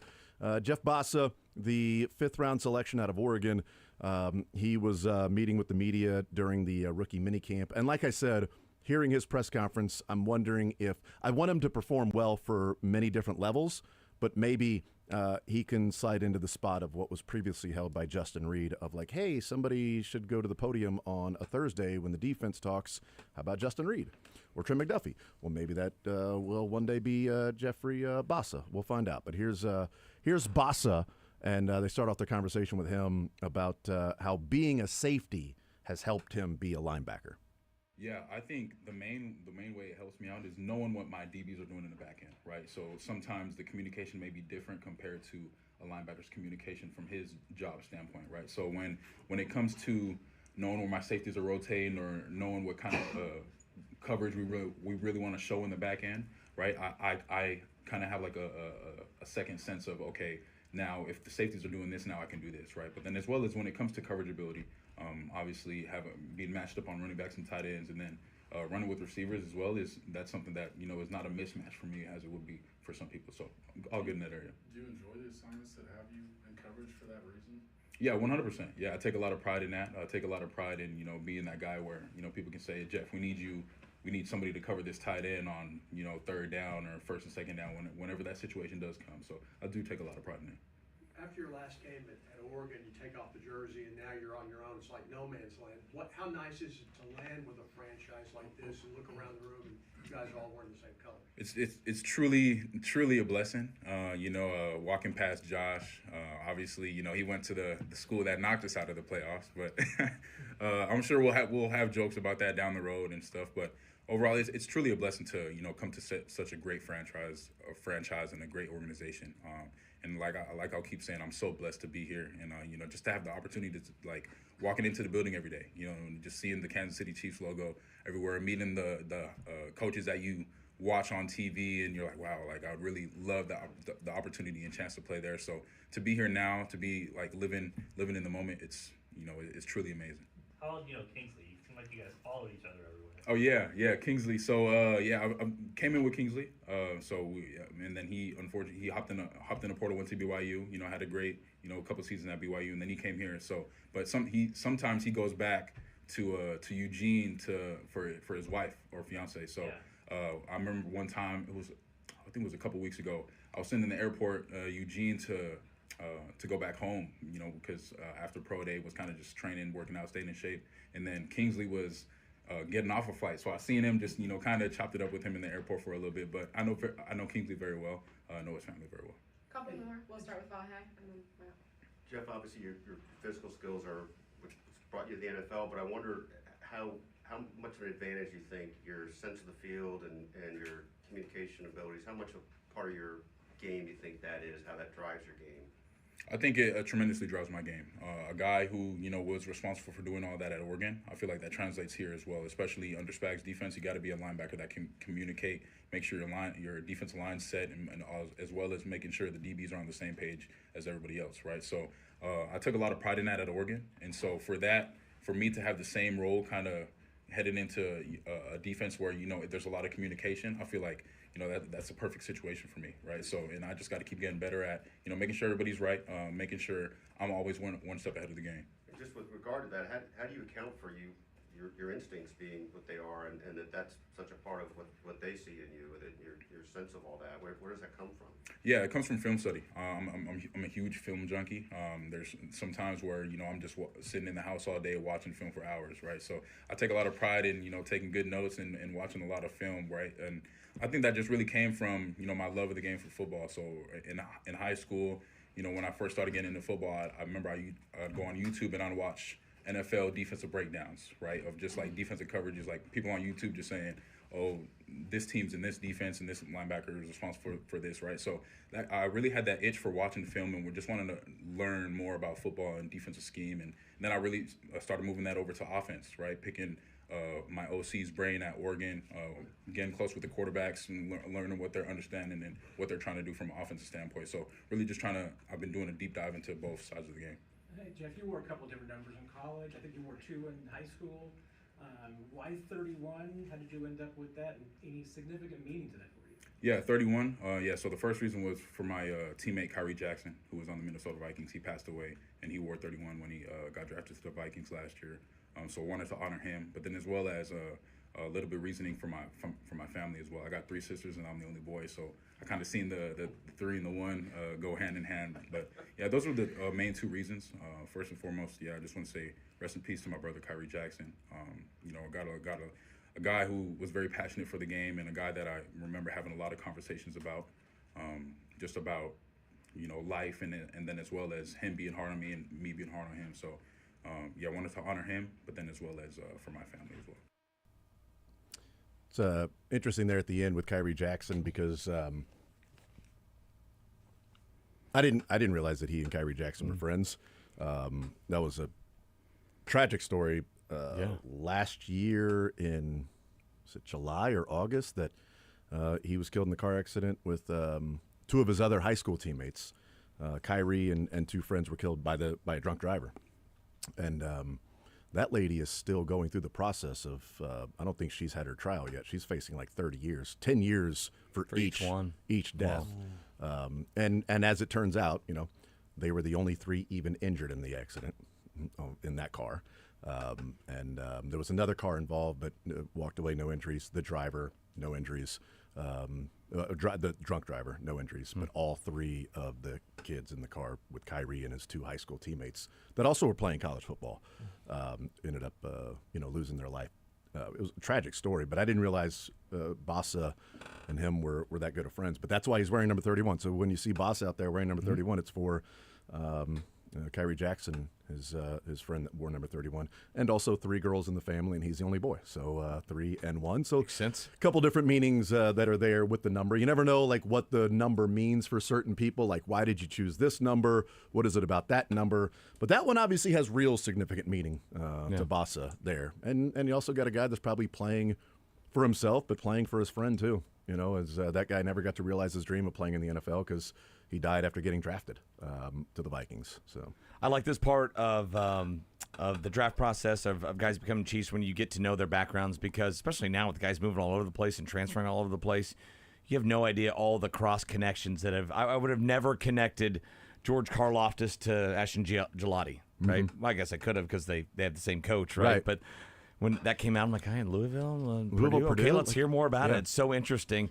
Same with Bassa, who's great, by the way. And then Bassa and Kingsley. And Kingsley, yeah. I saw him chopped up at the airport. I'm like, oh, okay, you guys know each other. Kingsley started at Oregon. Yeah. He's like, we came in. So it was the same recruiting class. Kyrie played 1 year at Oregon, but sometimes, like, when you're playing different positions, you got a linebacker. And maybe it was, I guess maybe Bassa was playing safety when Kyrie was playing cornerbacks. That would make more sense in the 1 year that he played there because Jackson played at Alabama for a couple of years and then 1 year at Oregon. And Bassa was there. But so he's got the connection there. But the connection with Kingsley I thought was pretty I'm like, oh, wow. He's like, friends with the family. I know the family. I know Kingsley very well. You got Ashton Gelati and Karlaftis that's been friends for a long time. So it's a family thing with the Chiefs. Everybody says that. Bassa, it'll be no surprise, considering what we've heard from him so far, is a professor on the field. Yeah, dude. A lot like Nick Bolton, to where like he is going to be steps ahead of everybody, right? And you need the guy like that out there on the defensive side, that quarterback that's going to know what everybody else should be doing. And not only that, saying I take pride in coverage. I take pride in covering the tight ends and take pride in covering those guys. It's almost like he's kind of the opposite of Bolton playing wise, in that like you don't worry about him in coverage, but getting off blocks can be an issue at times. But hopefully that gets better with size and strength and all that stuff. They need somebody that can cover some tight end. They need linebackers that can cover. I mean, they drafted Willie Gay to do that. Didn't really work out. Nick Bolton has improved over the years, but not his strength. But you get a guy that's like, I take pride in covering. That's what I want to do, especially a guy that's coming from safety. Safety, yeah. And you also use those guys to spy. Like the quarterbacks of now, like for Allen, Lamar Jackson. It's going to grow with Jaden Daniels and C.J. Stroud. Yep. It's a good call. And he said back in high school, he just started pulling up YouTube clips of watching defenses and watching people break down what defensive scheme the teams are in and how they're moving. And he's like doing that in high school, breaking down other defenses, and then sitting in with the offense at Oregon and the quarterbacks to see what they're doing and what they're seeing from the defense. Like, how many kids are doing that, like, in college? I know of one. Not you. Nick Bolton. Oh. Nick Bolton said he and his, I think it was him and his dad used to break down like Pee Wee film. Dude, he's so you know he's gonna love he's it. He's Einstein out there. Like Pee Wee's Big Adventure? Which Pee Wee one? When they saw knew the bicycle, where the bike was. They knew the whole time. There's no basement of the and Alamo. they're like Large Marge actually didn't even scare them because they knew what was coming. Yeah, that makes sense. But I'm like, Nick Bolton's gonna get along with Boston for that exact reason, because they are students of the game, intellectual types, and that's gonna be a very smart linebacker room. Yeah, love it. I'm going to introduce one thing here. I know we have to break, but that's when we introduce new topics. That's right. Yeah. Quick, we asked last night who's going to be the Mac Lee Hill Award winner for the Chiefs this year, which goes to the top rookie on the team. We got 3 different answers from our panel. I want to hear if you guys have more of a factor, but if Gelati gets a head start on the season, and also like I'm gonna special teams. Now I got to come up with my. I was surprised. I thought I would hear more Royals and more Smith just because you're Richard Smith's the first more. one that came to mind. Opportunities of playing, like Omar Norman Lott is going to have opportunities to pick up sacks, but I think over the course of the season, he's also played 17 snaps a game right, in college. yeah. How much more is that going to be in the? My pro first level? one was I'm gonna stay with my first thought was Richard Smith, even Okay. though Sterling had Yeah. it. So I'll go with Richard Smith. I was expecting people to say the Royals or Yeah. Smith just because I just think with the wide chance if the wide receivers stay healthy, then you've got Rasheed and Hollywood and Xavier, and Royals will come along And a even little bit Juju slower. as the Juju veteran is- blocker That's right. and- Yeah, for sure. I think it was Seren said Simmons, and then somebody Okay. said Lott, That'd be and great. then somebody said Noel Williams. I think could be a good. I mean, like a guy that's a ball hawk, right? You don't just fall into 7 interceptions. sure. You got to be doing something right, and there's an opportunity to play right away for him at that position. So it's funny. Who'd you go with? I just asked the question, Sterling. I don't, He went with Briningstool from Clemson. I'm like tight you end. guys. One of the first I thought of was Richard Smith, but then when I heard Noel Williams and his argument, and Seren admitted it. He's like, Simmons, I'm rolling the dice on for sure. But if he plays at the position they have drafted him to play, he's your guy, right? Because if he stays healthy and plays that position all year, he will be the guy at left tackle, a rookie. But is he going to be ready? Yeah. Is he going to be good enough? Nobody to, doubts the you're rolling talent the dice a little bit there. if he returns to form. Nobody doubt. Everybody And agrees Norman with the Lott, I was talent. like, okay, how? I mean, if he's Turk Wharton, how often is he going to be out there, right?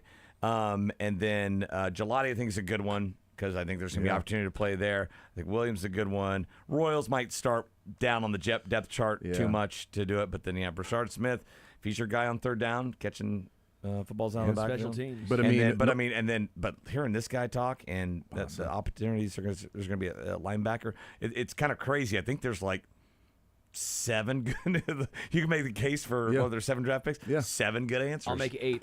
Briningstool. Yeah. Let's Tight end go. for- Yeah. Clemson. Did you Jared Casey. Yeah.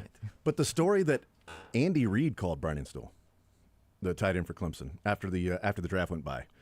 Not Brett Veach or scouts saying, "Hey, we want to." Andy Reid made the call to him to say They probably knew there's some other phone calls he's going to get. Yeah. Let's close the deal with he Andy Reid. He said there were 5 teams that were trying to sign him, but when Andy Reid calls you There's and one. says we There's want one. you, okay.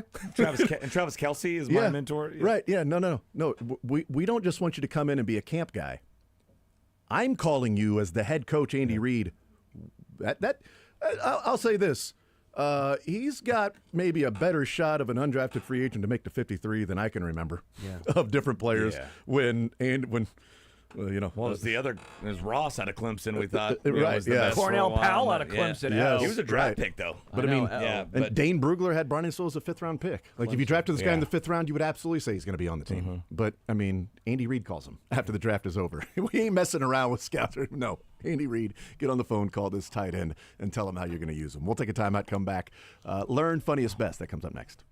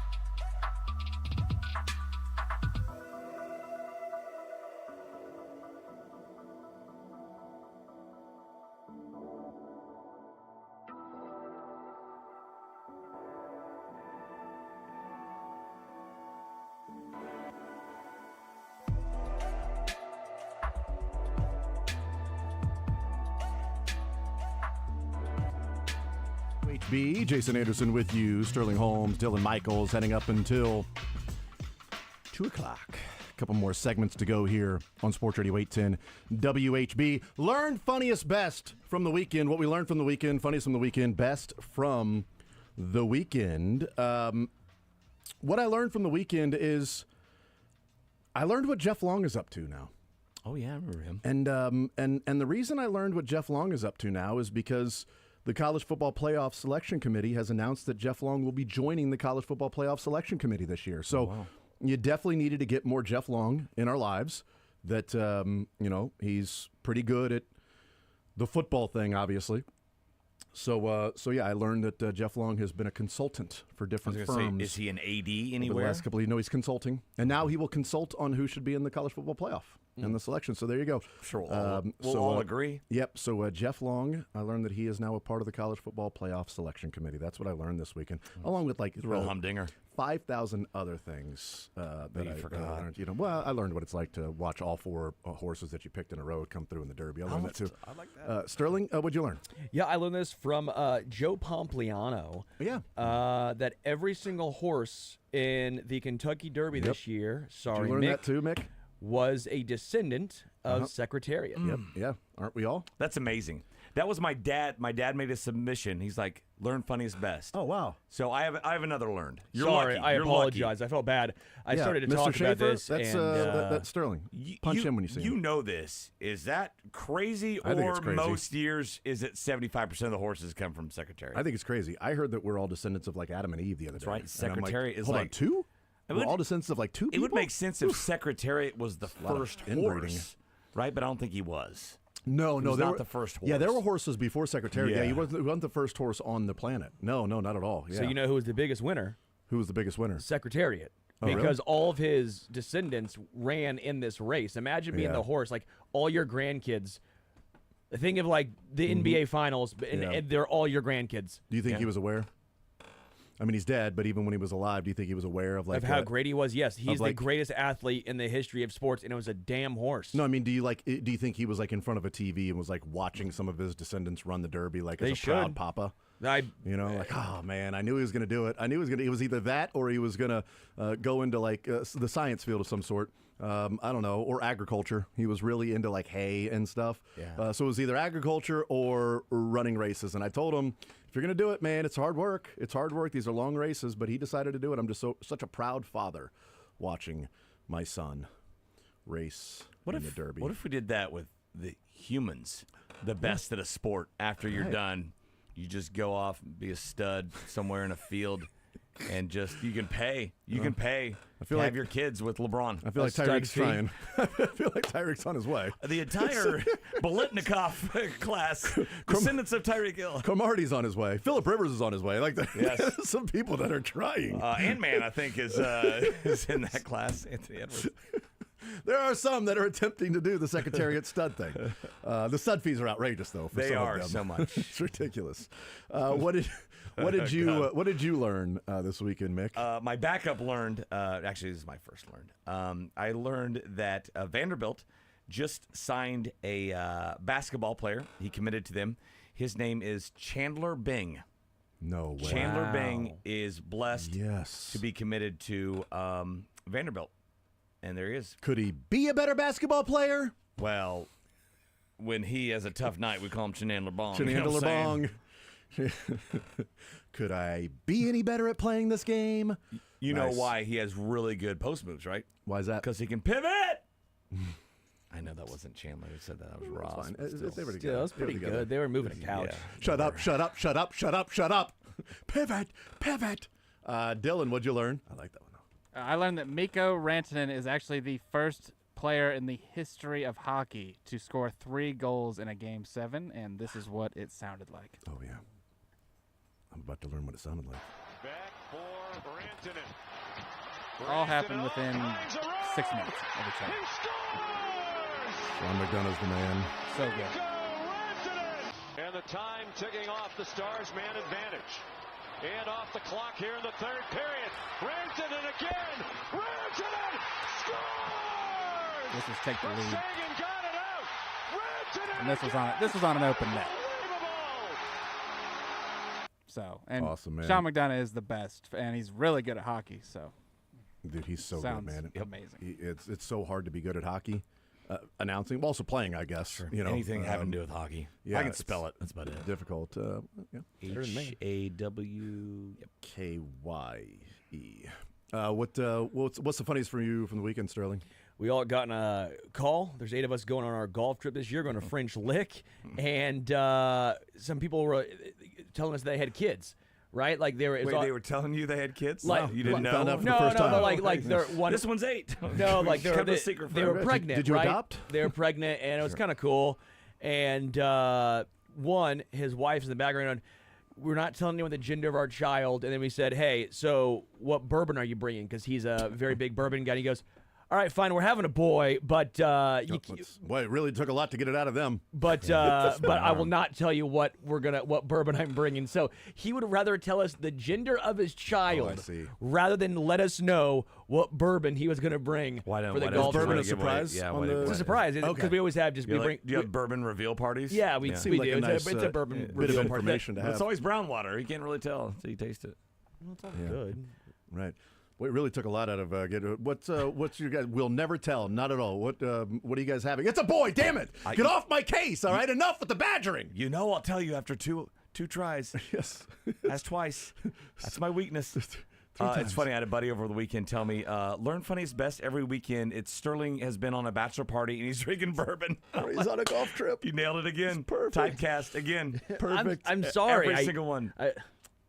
Sorry for being cool. No, sorry for what? Sorry, sue me for what, man? Being awesome. The funniest for you from the funniest weekend. for me, the Rays hosted Bark at the Park night and then played the Ring doorbell sound sporadically through the night, and the dogs just started barking all over the park. Ding, ding, dong, or whatever it is. So awesome. That's really good. And they all just went off. You need to play it. There is audio in of the it, but windup of the opposing pitcher. Exactly. Yes. But the one clip I saw, the Rays were actually batting, and they said it was pure chaos. They would play the Ring doorbell sound throughout the whole park, and the dogs would go nuts. Should do it when there's a pickoff attempt for the other team at first, when everybody boos anyway. Don't over our guy. It's a can of corn pop fly. Yeah, exactly. Just. All right, Dylan, funniest for you? The funniest for me, I don't have the video, but apparently Julia Louis-Dreyfus met the Rizzler at the screening for their newest movie, and neither of them knew who the other person was. That's pretty awesome. They actually had a tweet come out that someone assumed that neither of them knew who they were, and then they interviewed her, and she said, "No offense to that nice child, but I didn't know who he was." Yeah, I didn't know who he was until I know Julia a lot more than I know the Rizzler. Yes. Where are you at? I don't think I know either. I think I'm kind of. You don't know who Julia Louis-Dreyfus is? The name sounds familiar. You ever watched Seinfeld? Or Yes. Veep? Oh, is she the one that's She's like? Elaine. Is she the one that these are Elaine. spectacular or something like that? She's like the real one and they're woman in the spectacular? show. Yeah. So, wow. They're real Julia and they're Louis-Dreyfus. spectacular. I Yes, learned that Sterling is just now learning who Julia. Wow, big Well, fan. I know The now, I Rizzler. guess. Yeah, I don't know the Rizzler. Ask your friend to tell you. He'll tell you that, and the sex of his child. Funniest for me over the weekend was they had video of Max Scherzer in the dugout. CB Buckner was on the call over the weekend, and CB Buckner is not a favorite of a lot of the players in baseball. And they kept going back to Max Scherzer after the pitch. And so they'd throw a pitch, and CB Buckner would make a call, and Max Scherzer would act like he's flipping a coin, and then put it on his wrist and strike. And another one, he'd flip a coin, ball one. Every time they kept going back to him. I don't know why they did it. They kept flipping a coin. Strike two. Good broadcasting right there. You got to keep doing it. And they're like, we obviously know what Max Scherzer is joking around about with that one. Yeah, we do. But everything, flipping a coin, a strike. Best for you from the weekend, Mick Schaefer. So Noah Cameron would have been Wednesday night. This didn't really count as the weekend, but I'm going to do it. In some cultures, it's the weekend. That's fine. He's spinning a masterpiece, right? And we're sitting there watching, and we're in awe. We kind of, telling the story all day long about him, his draft day from St. Joe. And I was about to tweet out, he's the best thing. Noah Cameron's the best thing to come out of St. Joe since. And I'm like, I don't know, Pony Express, Jesse James, whatever. And Nick Jacobs was like, hold on. Hold the horses. And he dusted off this commercial from 10 years ago for East Hills Mall in St. Joe. Beautiful.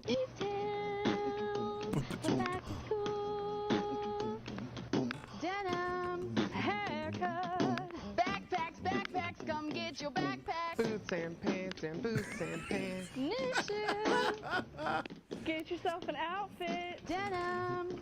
Boots and pants and boots and pants. Haircut. New shoes. So get yourself back to school with details. Not all advertising is good, folks. Yes. Yeah, 'cause some was great. It went viral. It went viral. I missed it 10 years ago. I missed it too. But so many people remember it. They got invited onto the Ellen show, and they redid the commercial with Ellen on Ellen's show. Boots and pants. The and Astros boots and spoofed it, and then somewhere like Disneyland somewhere has Boots and Pants that gets played during some sort Amazing. of demonstration or whatever over and over again. And they've done 10-year anniversary specials on it. They did a story. The news did Smart. up there did it and Make it so it's bad great. it's memorable. It was great. Yeah. Dylan, best for you?